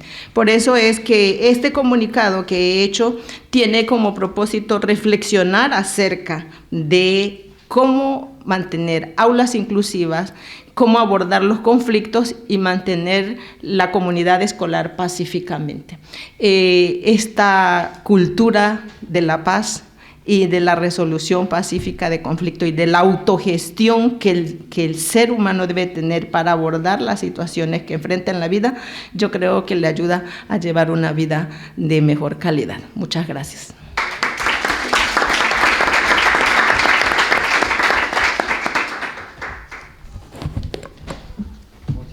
Muchas gracias.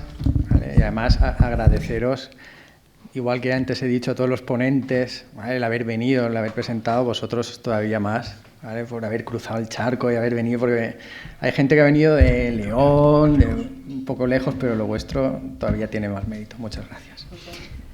Y ahora continuamos con Esther, ¿vale? Esther Camarasa, que nos va a presentar la ponencia de aprendizaje cooperativo en la universidad, contraste entre la enseñanza presencial y en línea.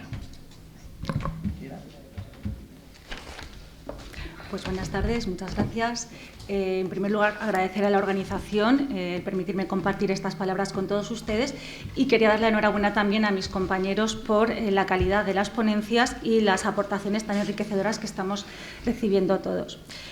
A continuación voy a comentar una serie de experiencias en la práctica docente comparando o contrastando la enseñanza presencial y la enseñanza en línea o online. Esta experiencia docente tiene como denominador común la aplicación de la metodología del aprendizaje cooperativo.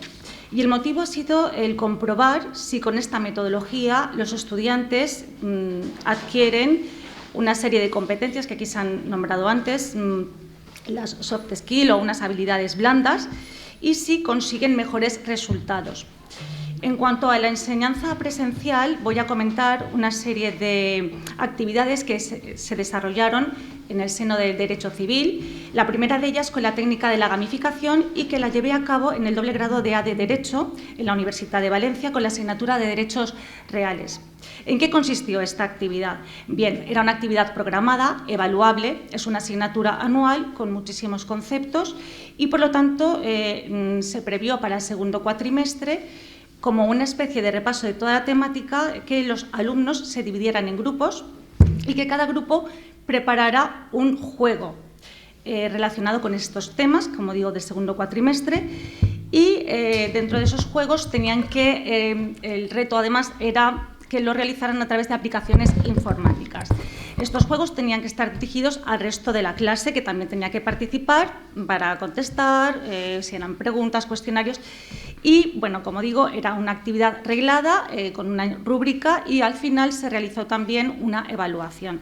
En la rúbrica se valoraba pues, la complejidad de las preguntas, la innovación en la aplicación que hubieran utilizado y la verdad es que los resultados fueron muy satisfactorios. Finalmente se planteó al alumnado un cuestionario a través de Google Forms Y las respuestas, pues como digo, fueron también muy satisfactorias por parte del alumnado, porque reconocieron que este trabajo que habían realizado en equipo, a modo de juego, les había servido para repasar una cantidad ingente de conceptos jurídicos que igual de otro modo hubieran sido pues demasiado farragosos, quizá, y a través del juego les había resultado mucho más ligera mucho más ligero el aprendizaje, por decirlo así. Otra aplicación de esta enseñanza cooperativa se realizó también en la Universidad de Valencia, pero en este caso en el doble grado Economía-Derecho, en este caso para la asignatura de Obligaciones y Contratos. Y no era una actividad que estuviera programada, sino que fue más bien sorpresiva. Después de la realización de varias sesiones con clase magistral, pues les entregué un folio, dividí la clase en grupos y entregué un folio en blanco a cada uno de los grupos. Y la intención era saber si habían estado atentos y en qué medida habían entendido los conceptos de ese tema que se acababa de dar. El tema consistía en 6 epígrafes y la actividad era que cada integrante del grupo tenía 2 minutos para ir redactando lo que recordara de ese tema. En total, la actividad duraba 15 minutos, al final de los cuales cada grupo tenía que poner de manifiesto al resto de la clase si habían conseguido pues, completar ese tema. Al final, como no era una actividad arreglada, pues no había un formulario, pero sí que se hizo una especie de debate y un cuestionario verbal. Y la respuesta fue también satisfactoria, porque se dieron cuenta, y aquí es donde pongo el hincapié en la importancia de la enseñanza cooperativa, en que de manera individual no habrían sido capaces quizá de completar esos temas y sin embargo se dieron cuenta que de manera cooperativa entre todos los miembros del grupo habían conseguido pues más o menos llegar al fin de ese tema, ¿no? Ir completando todos los epígrafes. Si bien es cierto que bueno, esta actividad le supuso al principio un poco de estrés porque repartieron una hoja en blanco, un control, no, pero bueno, finalmente he de decir que fue, sí, fue exitoso. Y ahora, puestos de manifiesto estas actividades y la enseñanza cooperativa en el ámbito presencial, que es mucho más sencillo, os voy a contar la experiencia en la enseñanza en línea. Aquí el registro es distinto. Se presentó en el módulo de complementos para la formación en FOL del Máster Universitario en Formación del Profesorado de la Universidad Europea de Valencia. El perfil del alumnado también es distinto.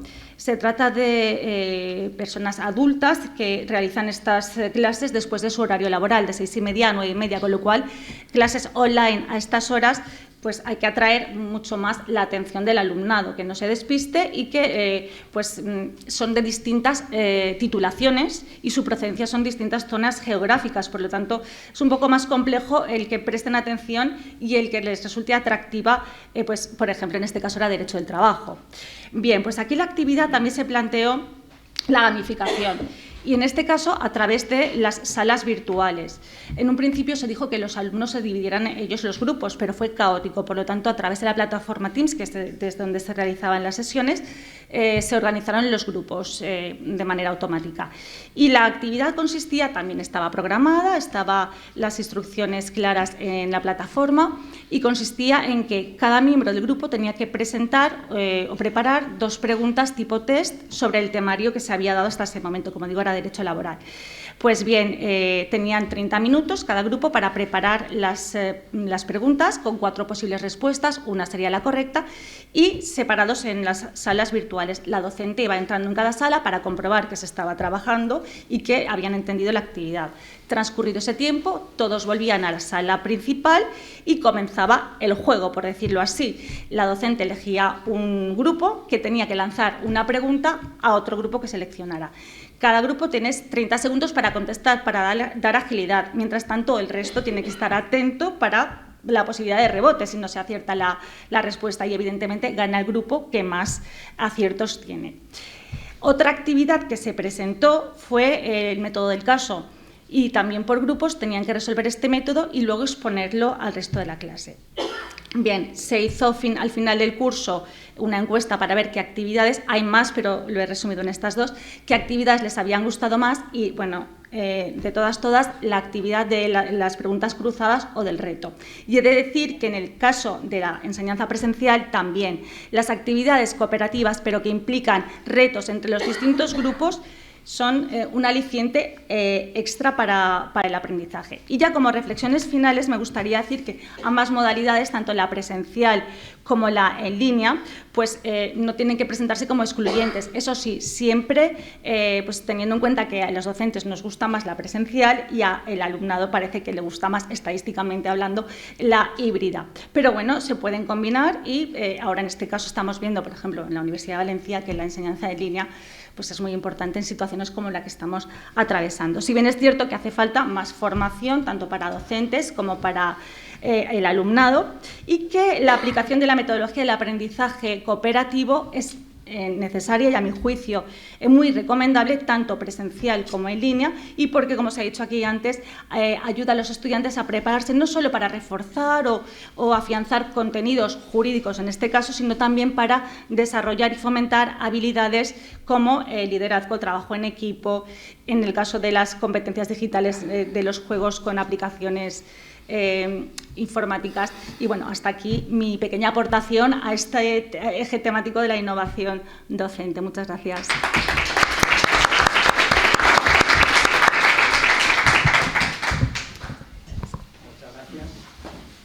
Muchas gracias. Estás ajustado también. Un minutito está bien. Y muchas gracias también porque eso lo que has dicho del Teams, lo de agruparlos y los retos, yo me lo he apuntado. Y como tenemos también la híbrida nosotros y tal, es interesante si nos toca hacerlo. Sí, sí. Bueno, vamos a continuar ahora. Ahora tiene la palabra el profesor Paco Salas y nos va a presentar la ponencia de Manuel Broseta Pont y la Escuela de Mercantilistas de Valencia. Gracias, Jordi. Yo creo que todos tenemos claro cuándo se democratizó este país, ¿no? Creo que la referencia temporal son las primeras elecciones democráticas que se produjeron el 15 de junio del 77. Sin embargo, la democratización de la universidad se produjo un poco antes, ¿no? En la década de los 60, con la creación de los primeros sindicatos democráticos de estudiantes y sobre todo con la llegada de algunos catedráticos a la universidad con valores fuertemente democráticos, ¿no? Con valores democráticos. De uno de estos catedráticos con valores demócratas es del que yo me gustaría hablar hoy a todos ustedes. Se llama Manuel Broseta Pont, nació a 20 kilómetros de aquí, en Bañeres de Mariola, en el año 32. Con la guerra civil se tuvo que ir a Valencia, donde su padre trabajaba en el puerto de Valencia. Obtuvo la licenciatura de Derecho en el año 55 junto a Tomás y Valiente. Los dos posteriormente fueron tristemente asesinados por ETA. Y bueno, en el año 55 se marcha a Madrid a hacer el doctorado con el referente de Derecho Mercantil de la época, que era Joaquín Garrigues. En el año 59 presenta su tesis sobre el contrato de reaseguro y ya en el año 64 consigue la cátedra de Derecho Mercantil de la Universidad de Valencia, de la Facultad de Derecho de la Universidad de Valencia, y ahí se quedaría ya hasta que lo asesinó ETA. Bien, el motivo de esta presentación es comprobar o tratar de demostrar que realmente se creó una escuela de mercantilistas en Valencia a raíz de Manuel Broseta, y hay dos motivos para considerar que esto fue así, ¿no? El primero es la introducción de unos métodos pedagógicos innovadores, y la segunda es la influencia duradera que tuvo a través de sus discípulos, ¿no? Sobre las corrientes pedagógicas en una época como los años 60, en pleno franquismo, pues habría que discutir mucho, pero está claro que es una educación autoritaria, memorística, con una fuerte carga religiosa, que contrasta fuertemente con la ruptura que se produjo en la guerra civil, con la tradición que venía de la institución libre de enseñanza, ¿no? Con una educación mucho más laica y con valores democráticos, ¿no? Un rasgo característico de Manuel Broseta fue una máxima que él repetía mucho, que la claridad es la cortesía del profesor, ¿no? Esto venía un poco heredado de su maestro, de su mentor, que fue Joaquín Garrigues, ¿no? Que decía precisamente esto, ¿no? Que la cortesía es la claridad era la cortesía del jurista, ¿no? Que de alguna manera también parafraseaba a una frase de Ortega y Gasset que decía que la claridad era la cortesía del filósofo, ¿no? Vale, otros testimonios, muchos más directos, hablan de exámenes orales deliciosos. Ya me contaréis a mí cómo puede ser un examen oral delicioso. Lo veo francamente difícil, pero bueno, esto es lo que decían de Brosseta, ¿no? También de clases dialogadas, de que se podía hablar con él en valenciano en los años 60 y que, bueno, practicaba el método de atenta observación de la realidad, ¿no? Como una intención clara de vincular la teoría con la práctica jurídica, ¿no? de las empresas, ¿no? También hay unas notas manuscritas de Manuel Brosseta sobre su manual de derecho mercantil, ¿no? Que se publicó por primera vez en el año 71, ¿no? Y que ya lleva por más de 30 ediciones, que hablaba de un sistema de casos en el que los alumnos tenían que previamente estudiar una materia y que luego se discutía en clase, ¿no? Esto que ahora se llama docencia inversa, este señor ya lo practicaba en los años 60, ¿no? Con lo cual claramente hay una innovación pedagógica clara, ¿no? Y sobre el otro aspecto, sobre la influencia duradera de Brosseta, se puede analizar un poco cuáles son la relación de supervisión de tesis doctorales. Él llegó a supervisar 14 tesis doctorales. Esto los matemáticos lo tienen resuelto ya, hay una base de datos en el que desde Gauss se puede ver todas las tesis doctorales que se han dirigido hasta la actualidad, ¿no? En España todos somos hijos de Gauss, todos los que hemos hecho algo de matemáticas somos hijos de Gauss, gracias a Julio Rey Pastor, que dirigió, bueno, que todos sus descendientes académicos se cuentan ya por más de 1600, ¿no? Si hay que hablar de la genealogía académica de Brosseta, hay que hablar sobre todo de Joaquín Garrigues, que fue su padre académico, ¿no? Es el que se considera desde el año 27 el fundador de la Escuela Moderna de Derecho Mercantil, ¿no? Y la primera generación, pues junto a Garrigues, pues se puede hablar de Rodrigo Uría y de José Girontena. Y ya Brosseta entra dentro de la segunda generación, ¿no? Junto a nombres destacados como Manuel Olivencia, Aurelio Menéndez, etcétera, etcétera, ¿no? Y respecto a los descendientes académicos de Brosseta, ya digo que le dio tiempo a dirigir 14 tesis doctorales. En la segunda generación hay ya más de 50 tesis doctorales. Aquí presentes tenemos al bisnieto académico de Brosseta, que es Felipe Palau, y a un tataranieto, que es Edu Miranda, que también está por aquí.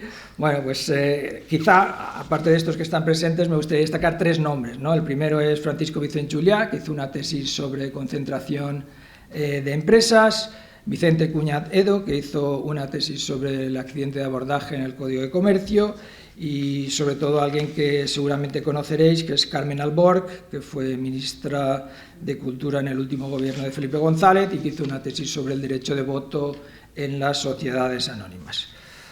Bueno, como conclusión, creo que queda claro que Manuel Brosseta fue el fundador de la Escuela de Mercantilistas de Valencia. Hay ahora catedráticos en diferentes universidades, no solo en Valencia, también en la Pompeu Fabra, también en Murcia. Y bueno, junto a la innovación pedagógica queda claro que hay una influencia duradera en cuanto a la dirección a discípulos de tesis doctorales. Y bueno, si los matemáticos tienen ya resuelto este tema de la base de datos, donde se puede rastrear toda la genealogía académica de los por vía de tesis doctorales, si alguien está interesado en trabajar la genealogía académica del derecho, pues estaría dispuesto a colaborar en este tema, que me parece muy interesante. Nada más, muchas gracias.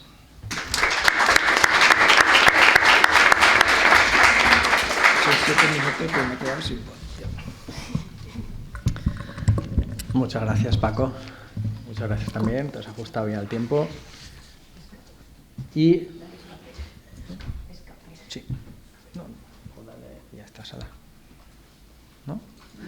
Dale. Vale, vamos a continuar y continuamos con Elena Boyas, que nos va a presentar la comunicación, la implementación de pasatiempos como método de enseñanza-aprendizaje activo en asignaturas de contabilidad financiera. Cuando quieras, Elena. Vale, pues muchas gracias, Jordi. Buenas tardes a todos. Yo me voy a salir un poco del área del derecho, porque lo mío es la contabilidad.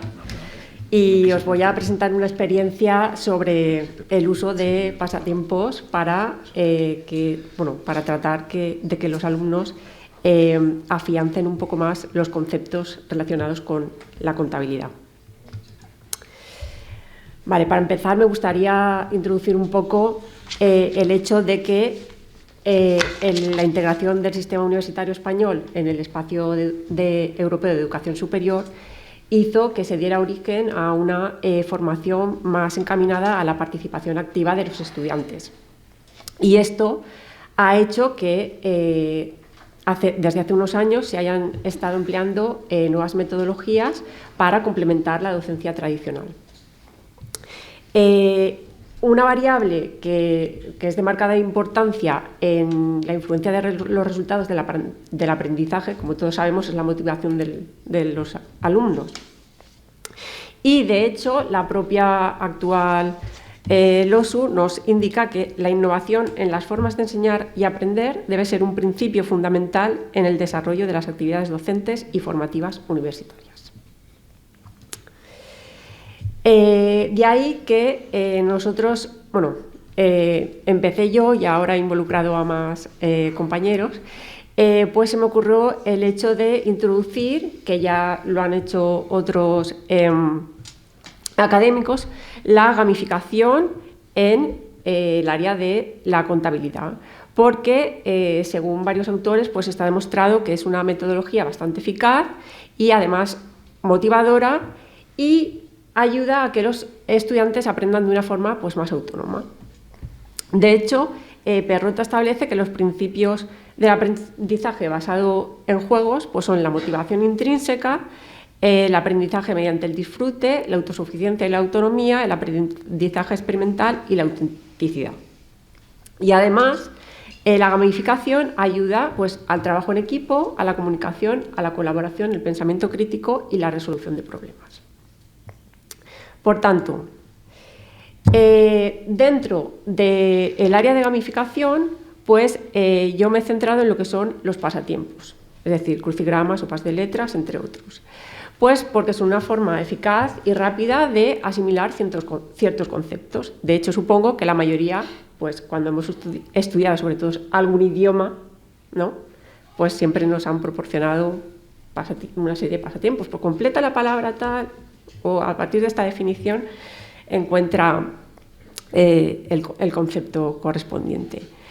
Y además se dice que estos pasatiempos son un recurso que puede ser utilizado tanto dentro del aula como fuera de ella y es una herramienta de uso transversal. Entonces, os voy a situar un poco en el contexto de aprendizaje en el que para el que hemos diseñado esta actividad. Concretamente nos hemos centrado en el grado en Administración y Dirección de Empresas, el doble grado en Ingeniería Informática y Administración y Dirección de Empresas y el doble grado en ADE y Turismo, que se imparte en el campus de Alcoy de la Universidad Politécnica de Valencia. Se da la casuística que en las asignaturas en las que he implementado estas actividades pues confluyen los 3 grados al mismo tiempo, ¿vale? Con lo cual estamos hablando de una clase a lo mejor de unos 100 alumnos que la mayoría están matriculados en el grado de ADE y después a lo mejor puede haber unos 20 o entre 15 y 20 en el doble grado de Informática y ADE y a lo mejor pues unos 5 o 6 en el doble grado de Turismo y ADE. Bueno, aquí tenéis los créditos para obtener cada titulación. Concretamente el grado de ADE son 240 créditos y se divide en 4 cursos y los otros 2 pues tienen algo más de 350 créditos y se dividen en 5 cursos. Vale. Y concretamente las asignaturas donde he implementado estas actividades son Introducción a la Contabilidad, que es una materia básica de la materia Empresas, consta de 6 créditos, 340 de teoría y 260 de práctica. Y aquí, bueno, pues os he incluido un poquito el temario, que consta de 11 temas, ¿vale? La asignatura es bastante densa y, pues, ciertamente para los alumnos siempre les supone bueno, les resulta difícil y la verdad, sinceramente, les resulta aburrida, muy aburrida, ¿vale? Porque se basa en el Plan General de Contabilidad y obviamente, aunque yo les cuelgue el Plan General de Contabilidad, no lo miran. Porque sí, es cierto que utilizamos presentaciones como todo el mundo, pero hay ciertas cosas pues que si al final quieres trabajar de eso, pues vas a tener que mirarte la ley y aprenderte ciertos conceptos. La segunda de las asignaturas, bueno, la anterior es de primer curso. Esta asignatura de análisis y consolidación contable es una materia obligatoria, es de contabilidad también, y se da en tercer curso, ¿vale? También es de 6 créditos y tiene una primera parte dedicada al análisis de estados financieros y una segunda parte a la consolidación de estados financieros. Obviamente, si no han afianzado los conceptos de la asignatura anterior, pues cuando a mí me llegan en tercero y no me saben decir y no recuerdan, por lo menos, los estados financieros, pues hay que volver a empezar. Entonces, no puede ser. Con lo cual, se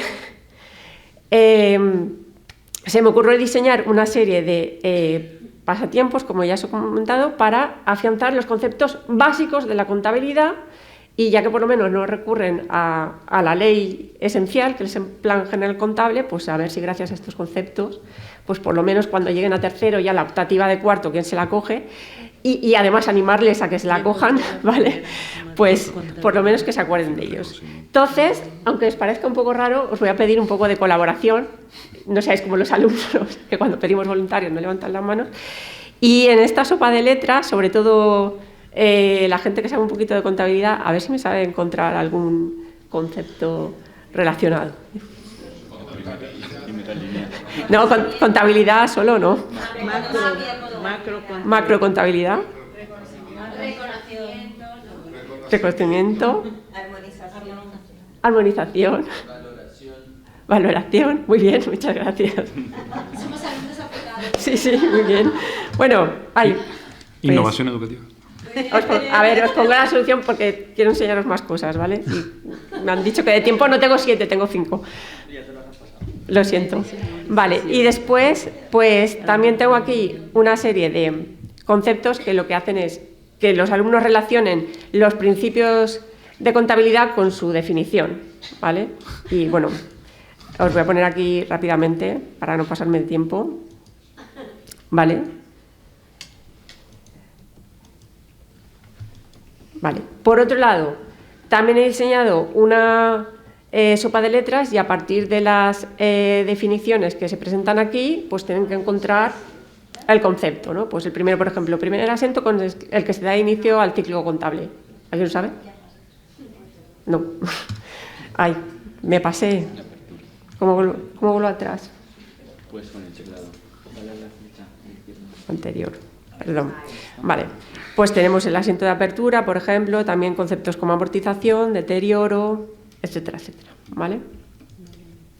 Y después, para la parte de análisis, pues lo que he tratado es que los alumnos descifren ciertos conceptos, como por ejemplo en este caso las cuentas anuales, balance, pérdidas y ganancias, estado de flujos de efectivo, estado de cambios en el patrimonio neto y memoria. Seguidamente, tenemos unos jeroglíficos para que consigan descifrar los ratios de liquidez. Esta actividad la suelo poner el día antes del examen, para que si no se acuerdan, pues por lo menos que los nombres se los sepan. Posteriormente, a través del cifrado César, pues los distintos ratios de endeudamiento.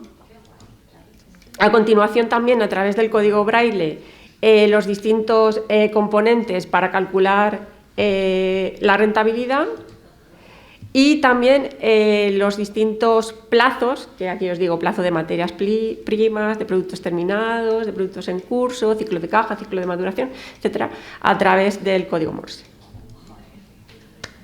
Vale, con esto, con estas herramientas, pues junto con unos compañeros nos hemos presentado a la convocatoria de aprendizaje y docencia 2024 de la Universidad Politécnica de Valencia. Nos han concedido un proyecto de innovación y mejora educativa para equipos emergentes, que es el que tenéis aquí presente. Y a raíz de pasar a través del comité de ética, pues hemos hecho una valoración inicial, ya veremos la posterior qué es lo que nos da. Solo han participado de forma voluntaria 34 alumnos, en este caso de la asignatura de análisis contable, porque la de introducción a la contabilidad es en el segundo semestre. Y os voy a poner una serie de preguntas, y con esto acabo, Jordi, no te preocupes. Lo primero es que la mayoría considera que el hecho de participar en un proyecto docente pues, les puede aportar un crecimiento académico. La segunda, nivel de asignatura, el interés por la asignatura. ¡Wow! Un 50%, un 50% interesante. El resto, ¿no? Vale, pues después, si han escuchado los conceptos de gamificación y ludificación, la mayoría sí. Y si creen que el uso de juegos pues, les ayudaría a afianzar mejor los conceptos de la asignatura.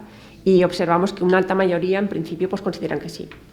Cuando realicemos la encuesta final, pues a ver cuáles son los resultados. No sé si cambiarán de opinión o no, espero que no. Nada, para concluir, decir que pues, la inclusión de estrategias lúdicas en las clases permite además un rol de mayor interacción entre el alumno y el profesor. Por otro lado, que los pasatiempos concretamente es una herramienta valiosa y que la mayoría de los alumnos en principio opinan que la gamificación pues, puede mejorar en el aprendizaje y consideran también que el hecho de hacerles partícipes de un proyecto de innovación docente pues, es una oportunidad para ellos de crecer académicamente. Muchas gracias.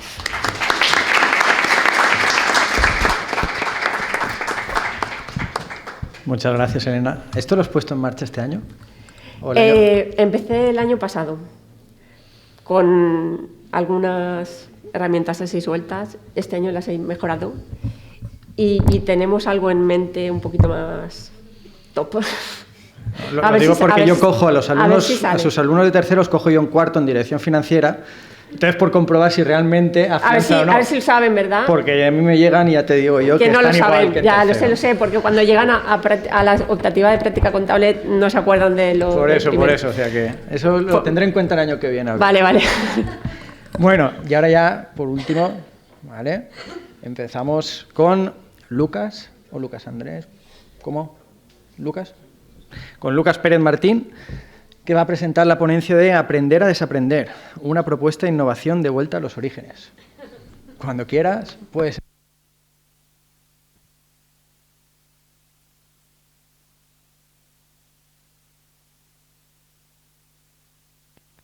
Aquí. Vale, perfecto. Bueno, muchísimas gracias. Evidentemente es obligado dar las gracias a los organizadores del Congreso, al profesor Antonio Jiménez, al profesor Alfonso Ortega y al equipazo de organización que hay por ahí atrás, a los que he visto organizándolo y ayer organizando, por ejemplo, y colocando todos los diplomas.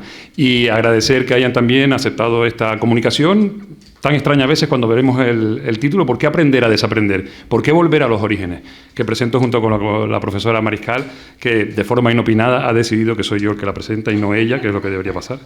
Porque hemos analizado que una de las grandes deficiencias, y creo que lo comentamos cuando hablamos los profesores habitualmente de nuestro estudiantado, es sus dificultades en poder expresar conocimientos profundos en derecho de forma correcta, oral y escritamente, en ambas materias. Y es una inquietud que coincidimos con nuestros compañeros de la Universidad de La Laguna, han visto también al profesor Marrero y al profesor González, y con este proyecto hemos presentado un proyecto conjunto de innovación educativa en la Universidad de Las Palmas y de La Laguna, que hemos conseguido ganarlo y estamos ahora implementándolo, y queríamos compartir esta reflexión. ¿Por qué? Porque nuestros estudiantes hoy no leen literatura, nuestros estudiantes hoy no están acostumbrados a realizar escritos largos, porque más allá de un WhatsApp pequeño o un tweet ya no pueden pasar.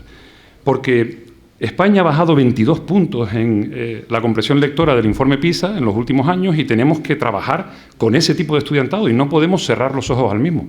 Y como nosotros le decimos a los estudiantes, ChatGPT sabe mucho más derecho internacional privado que tú y yo sé cuando tú no has escrito lo que me propones. Eso es lo más sencillo de conocer. Y en un mundo en el que la imagen es esencial, pero se limitan las redes sociales a mensajes cortos, visuales, no profundos, esa falta de capacidad se aprecia mucho cuando tienen que hablar en público, ¿no? Como dijo Nicolás Carr, ¿qué está haciendo Internet con nuestras mentes? Por eso hoy en día a lo mejor lo innovador es volver a los inicios, lo innovador es volver al uso de la palabra correcta para que ellos expresen, sobre todo los juristas, de forma correcta las ideas que tienen. Y eso es lo que estamos intentando hacer con nuestros estudiantado y vamos a desarrollar. Para el desarrollo de la escritura jurídica significativa, debemos hacerle ver al estudiantado que esa relevancia de lo que escriben y la manera en la que lo escriben es fundamental. Y que además se tienen que adaptar claramente en el futuro a su público objetivo. No le van a hablar igual al juez, a la jueza, que al cliente o a la cliente. Y ellos creen que sí, que solamente hay una manera de hablar en derecho, y eso no es así. Y nosotros a ellos no les hablamos igual el primer mes que el último, porque sabemos que ya tuvieron que tener un conocimiento previo. Y para ello le damos herramientas sobre la escritura, la corrección. Intentamos que aprecien claramente la corrección de los términos jurídicos, pero también la manera de explicarlos de forma clara. La precisión. El estudiantado debe saber exactamente en la materia en la que está la finalidad jurídica que persigue, y nosotros en Derecho Internacional Privado, cuando estamos hablando de competencia, de ley, cosas fundamentales y básicas que llega el examen al final y las mezclan todas cuando tienen que contestarnos. La coherencia adintra del texto. Tienen que tener un esquema previo conceptual, pasar de las ideas a las secciones, de las secciones a los párrafos, cosa que ellos no hacen cuando se van a organizar en un escrito. Y todo eso lo tienen que hacer antes de empezar a desarrollar el escrito. Y eso les dará coherencia, claridad y capacidad de ser eficientes en su mensaje escrito. Eso les permitirá presentar escritos que sean correctos, que estén bien ordenados, que sean eficientes, que sean triunfadores, que consigan con eso evitar en el futuro costes transaccionales e incluso evitar litigios innecesarios. Pero cuando ya están en el litigio, intentar ser eficaces en conseguir que el juez, cuando lea un documento, vaya directamente al grano. ¿Por qué? Porque ya sabemos el trabajo que tiene en la judicatura, todos lo sabemos, y los jueces están cansadísimos de leer jurisprudencia y valoran los escritos directos en los que el letrado, los que la letrada le ha dicho claramente lo que busca. En la oralidad, ya creo que no vivimos, lo discutíamos con la profesora Mariscal, en una sociedad líquida de Bauman, ya vivimos en una sociedad gaseosa. Y ellos se creen que por haber estado haciendo vídeos de TikTok desde los 12 años, cuando llegan a la universidad, saben hablar en público y van a hacer lo mismo. Y, por supuesto, la realidad es absolutamente contraria con lo que necesitan. Necesitan olvidarse absolutamente de esa comunicación express, intuitiva, reducida en el tiempo, superficial, simple y que necesita ser corta, porque no necesita ser relevante en lo profundo. Y para ellos también le damos instrumentos. En la gestión de la escena de manera eficaz, que tengan una actitud corporal correcta, el uso de las manos. Yo siempre les hablo del síndrome del esposado. O estás esposado con las dos manos atrás, o estás esposado con una sola al lado, y cómo tienen que distribuir la mirada por toda la audiencia y no solamente a una persona o a la cámara del móvil, que es a lo que están acostumbrados. El tono de la voz, espaciado, jugando con las intensidades y con algo que les da un pánico terrible, que es el silencio. No saben utilizar nunca silencio para enfatizar nada de lo que exponen. Profundo dominio del tema, evidentemente, y organizar bien el trabajo con el tiempo que disponen. Si son 7 minutos, 7 minutos. Y la terminología que emplean utilizándola. Finalmente, en esa práctica continua conseguirán mejor gestión del tiempo, la escena del discurso, acabar cuando deben y no perderse en las conclusiones, que debería ser lo fundamental, y mejorar siempre su empleabilidad y su éxito futuro, porque sabemos que el estudiante que llega a un despacho y primero habla bien, ya tiene mucho ganado para poder trabajar en él. Así que, en la conclusión, reivindicamos ciertamente en las ciencias jurídicas volver a la esencia, la palabra. La palabra bien dicha, escrita y oral, porque ahora parece que nos hemos olvidado que eso es lo esencial y todo lo demás viene después, una vez que hayamos llegado a ese dominio. Palabra escrita clara, ordenada, precisa y bien estructurada. Oralidad que llegue, que sea eficaz, que consiga captar al público y que consiga expresar lo que ellos buscan. Así, únicamente, cuando ellos se den cuenta que la relevancia está en esas claves, podrán, con nuestro conocimiento, ser mejores juristas en el futuro. Porque para ello nosotros, antes de empezar a explicarles las cosas que sabemos que no tienen esa formación, les aportamos un pequeño manualito, un decálogo bien explicado y una explicación de cómo se escribe bien y cómo se habla bien en derecho. Y después aplicamos actividades como el aprendizaje basado en problemas, como el aprendizaje de casos, lo desarrollamos e incluso al final a los más exitosos los invitamos a participar en MOOC. Tenemos una responsabilidad, adaptar al estudiantado que llega a nuestras aulas, al jurista nacional e internacional que necesitamos en un mundo globalizado y cada vez más interconectado. Vayamos a ello porque creo que tenemos en la mano las herramientas para conseguirlo. Muchas gracias.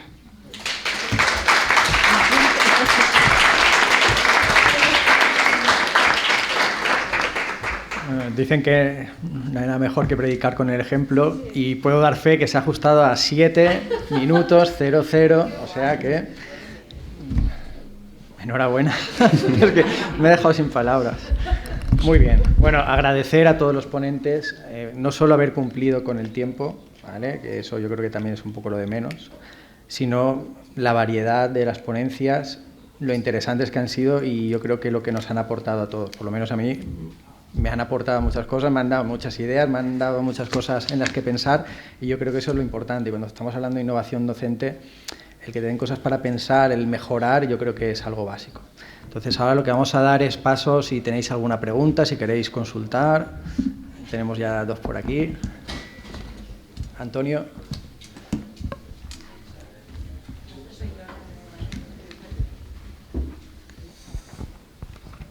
Bueno, la verdad es que me habéis dejado alucinado.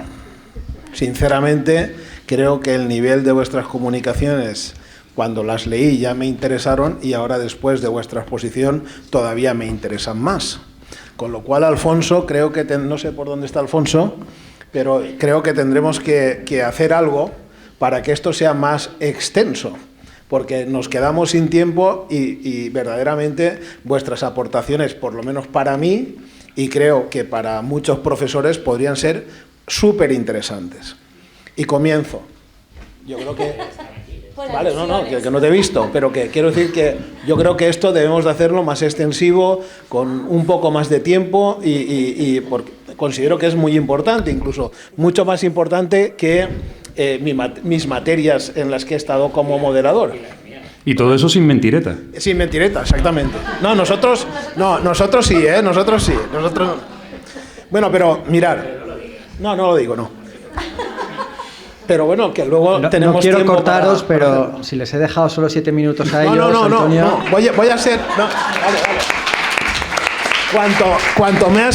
Cuanto más amigo, más me arrimo. Correcto. Vale. Al grano, Esther, el estudio del reto, el estudio de casos, tanto Amparo Bonet como yo lo practicamos, nos va súper bien. Amparo más que yo practica el reto, yo más que Amparo practico el estudio de casos, nos va súper bien y además lo enlazo con la intervención de Lucas. Creo que es súper importante que la gente sepa expresarse, sepa sociabilizarse, sepa trabajar en grupo, sepa aportar ideas al grupo, sea también posible que un alumno de 0 a 4 pase a 4 y 6 gracias a esa sociabilización, etcétera, etcétera. Por lo tanto, me encantan vuestras intervenciones en este sentido. María Elena el otro día me invitó a que diera una charla... Elena María, es que no sé por qué. Elena, el otro día me invitó a que diera una charla en una de sus clases. Creo que no me invitará más, pero eso es tu método de enseñanza me parece súper válido, porque haces que una asignatura súper aburrida, más o menos, te puedo contar cuando yo estudiaba que el catedrático ponía 3 o 4 pizarras que iban corriéndose de un lado para otro, haciendo asientos contables, y como no existían ordenadores teníamos que ir escribiendo, con lo cual aquello era insufrible. Claro, ahora veo cómo das tú la contabilidad y digo, ostras, es que me volvería a apuntar a tus clases. Sí, claro. Yo también lleno las pizarras. Pero claro, los alumnos normalmente dicen, pero si esto lo hace la máquina. Pues claro, y yo les contesto, vale, pero tú tienes que introducirlo en la máquina. O sea, el programa no te lo hace, si lo metes mal, pues te va a salir mal. Y sinceramente, en nuestras asignaturas normalmente hacemos una parte práctica, que ahí también utilizamos el método del caso y demás, pero es que en la parte teórica, cuando hacemos un test, se dedican a aprenderse los problemas que básicamente en los exámenes pues son bastante parecidos, Pero si en el momento que fallan ahí, pues has perdido la oportunidad porque el test te lo dejas, no te aprendes la teoría. Y lo que estábamos comentando, después llegan otras asignaturas y tienen contabilidad en primero, contabilidad en segundo, contabilidad en tercero, contabilidad en cuarto. La de cuarto, como es optativa, no se la quieren coger. Pues hay que hacérselo un poco ameno, porque es que si no... Sí, si no es imposible, hoy en día es imposible. Y por último, Paco, no puedo dejar de pasar la ocasión de hacer mención al profesor Broseta. Yo lo he conocido como padre, porque Manu Broseta era muy amigo mío, bueno, continúa siéndolo, lo que pasa es que él ahora está en un estatus importante, yo estoy menos, me he quedado en la Politécnica. Lo he conocido como persona y como persona fue una estupenda persona. El día 15 de enero del 92 creo que lo recordaremos todos por lo que pasó en aquel día, pero ya en aquella época, cuando Manu venía a mi piso a estudiar conmigo y con mis compañeros de Derecho, que yo siempre he pensado, ¿por qué Manu Broseta venía a estudiar a mi piso, que era un piso cochambroso, lleno de lo que tenía un piso de estudiantes, vamos? Teniendo una casa como la que tenía él, pues no lo entendía, pero bueno, al final pues ahí ves la calidad humana, ¿no?, de las personas, ¿no? Y en este caso el profesor Broseta tenía esa calidad humana y Manu la continúa teniendo, espero que la continúe teniendo. Entonces, tu ponencia me alegró muchísimo cuando la leí, ¿no?, la comunicación me alegró muchísimo cuando la leí, y ahora que la has expuesto, pues me han venido muchos recuerdos de aquellas noches de estudio. Manu era un chaval de 10, yo era de 4,5, 5, ¿vale? Pero recuerdo aquella época de estudiante y recuerdo la humanidad y recuerdo el personaje, en este caso, en el que para todo el mundo tenía ayuda, tenía la voluntad de ayudar a todo el mundo, y efectivamente cuando Manu nos contaba cómo daba las clases su padre, nosotros nos extrañábamos, y efectivamente el profesor Broseta yo creo que fue uno de los iniciadores del estudio del caso, que ya en Harvard se aplicaba, pero yo creo que fue un innovador en el derecho, ¿no?, en el derecho mercantil en cuanto a la aplicación del estudio del caso. Y simplemente pues daros la enhorabuena una vez más. Y le paso la palabra a Lucía porque me he pasado los 7 minutos y Jordi me va a volver a decir algo. Pues a la cara voy yo. Bueno, yo daros la enhorabuena a toda la mesa y al moderador entre ellos. Yo soy de una rama totalmente distinta a la vuestra, pero estoy en este congreso porque la parte de innovación docente me parece súper importante, porque si es importante la disciplina, el hacerla llegar a la gente que al día de mañana la va a llevar a cabo, la va a ejecutar, y esperemos que con ganas, ¿verdad?, y con pasión y con justicia, con equidad, con ética, con todo, pues creo que es importante y ese es nuestro trabajo, ¿no? Entonces, me ha encantado ver que lleváis distintas cosas como el estudio de casos, como el juego, la gamificación. Yo mi lucha, los que me conocen del año pasado, que también di una charla de innovación docente, es con los grupos grandes, que me cuesta mucho llevar ciertas actividades con los grupos grandes, y mi lucha es con la institución de la universidad, en que queremos llegar a diversificación, queremos llegar a gamificación, queremos llegar a... Ya, pues danos grupos pequeños donde podamos sacar partido de estas herramientas que son súper potentes. Y luego yo quería hacer un énfasis con Lucas, porque yo soy científica, pero creo que el lenguaje científico oral, escrito, creo que es muy importante, y me ha encantado lo que estabas comentando, ¿no?, que estamos con una sociedad que va al momento a hablar a una cámara, no a un público variado, donde tienes que interpelar con la mirada, con las manos, con tu tono de voz que sube y que baja, con todo, que tienes que convencer, que da igual lo que sepas, como no lo sepas transmitir. Entonces, me ha encantado porque eso hay que educarlo. Yo, por ejemplo, en mi clase intento educar en el lenguaje científico, en la importancia de que me da igual que tú lo sepas si yo no entiendo lo que tú me estás contando. Tanto tú como alumno, como yo como profesora. Si tú no me entiendes, he perdido. Si yo no te entiendo, has perdido tú, que al final te evalúo yo. Entonces, creo que es muy importante que tengamos todos muy claro que hay que enseñar al alumno de estos niveles. Bueno, es mi parecer, ¿vale? Ahora, esto como es un debate, ¿verdad, Jordi? Se puede abrir ahí. Pero que es muy importante hacerles entender la necesidad de que te han de comprender los demás. Yo siempre he dicho que hay genios, por ejemplo en la matemática hay genios, que a lo mejor si no les entiende nadie pues se lo pueden permitir, pero el resto de los mortales tenemos que hacernos entender, ¿no? Y ahí está la gracia de la ciencia, del derecho, de la literatura, Entonces creo que es muy importante que empecemos con esas bases. Imaginaros de lo que estoy hablando, ¿eh? Empezar a que sepan hablar, expresarse, pero importantísimo. Enhorabuena a todos porque me ha encantado esta mesa. O sea, yo, fijaros que no es mi ámbito y os tengo que decir que disfruta como una enana, ¿eh? O sea que enhorabuena. Gracias. ¿Alguna otra pregunta?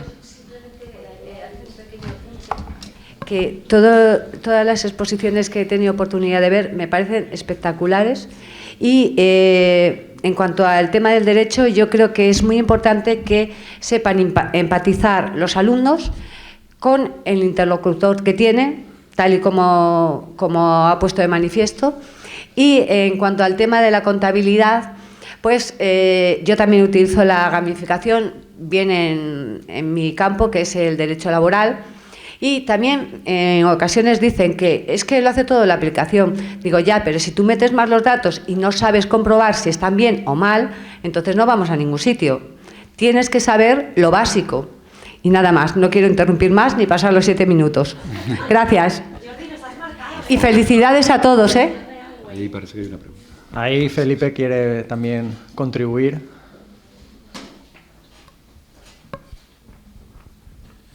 Sí, gracias. No, también por alusiones, ¿no? Yo soy el bisnieto de Broseta y creo que, bueno, la verdad que yo con Manu Broseta, él estaba haciendo el doctorado en Barcelona, yo lo hice en la Pompeu Fabra y veníamos muchos fines de semana juntos a Valencia en el coche y fue una pena el asesinato del profesor Broseta y ahí dejé también de tener más relación, que tenía una relación muy cercana. En ese año que hacíamos seminarios, la escuela, bueno, algunos de Garrigues, ¿no? Jiménez de Parga en Barcelona, Broseta en Valencia, y nos reuníamos en la Universidad de Barcelona a hacer seminarios, siempre a partir de casos, ¿no? Yo creo que el estudio del caso, ¿no? Y el estar siempre pendientes de la realidad, ¿no? La jurisprudencia de intereses de Larens, que nos obligaban a leer a nosotros a Larens el libro sobre la analogía para cómo aplicar las leyes y resolver problemas concretos, y yo creo que eso lo ha destacado Paco, ¿no? Al final es una nota característica de todos los que somos y nos consideramos de esa escuela, ¿no? Yo vengo más de Vicent Julià, Massaguer y luego voy yo. Y bueno, en Vicent Julià, que tiene la introducción al derecho mercantil, que ahora son 3 tomos, no es tan claro a lo mejor como el manual de Broseta, ¿no? Para los alumnos ya es un manual más para abogados, pero todos los temas tienen al final del manual, al final de cada tema, una parte de casos y materiales. Y entonces siempre estudiamos en casos, ¿no? Y nosotros, por ejemplo, en la Politécnica tenemos un libro de casos práctico y las clases también son siempre teóricas, pero siempre hacemos casos más sencillos para estudiantes de ADE, pero siempre resolviendo casos, ¿no? Yo creo que al final sí que hay una forma de sencillez, de adaptarse a la realidad y de estudiar siempre el derecho resolviendo casos, ¿no? Y bueno, la verdad que la escuela se ha extendido, sobre todo en la Pompeu Fabra y después también en la Universidad de Murcia, por supuesto, y en la UGI, ¿no? Y creo que sí que tenemos bastante peso, mucho peso en mercantil, la Escuela Mercantilista de Valencia. Si vas por ahí todos dicen, es que en Valencia hay muchos profesores que se dedican a la universidad y en todos los campos con obras bastante... Bueno, eso ya es un reconocimiento a mis compañeros, ¿no? que todo, ¿no? Yo me he estado mucho tiempo fuera, pero ahora estoy aquí en la Politécnica y muy a gusto, ¿no? Al final estamos en muchas universidades. Nada, era eso. No, ya a Paco Salas el trabajo que está haciendo, en el que pueda ayudarle, pues ya está. Lo bueno es que este señor lo hacía en los años 60, ¿eh? Cuando Franco todavía está dando palos a diestro y siniestro, ¿eh? Claro, cuando yo estudié, y supongo que tú también, ¿no? Cuando estudiamos no hacíamos casos prácticamente, ¿no? Yo con Vicent Julià en sus clases sí que estaba siempre yendo a reprografía, porque te daba muchos materiales, pero no te daban las lecciones y no estudiabas tantos casos, ¿no? Y tampoco habían las bases de datos de ahora para poderlo hacer. Pero en la época, claro, era rompedor, ¿no? Ahora ya pues es algo normal, ¿no? Bueno, muchas gracias a todos.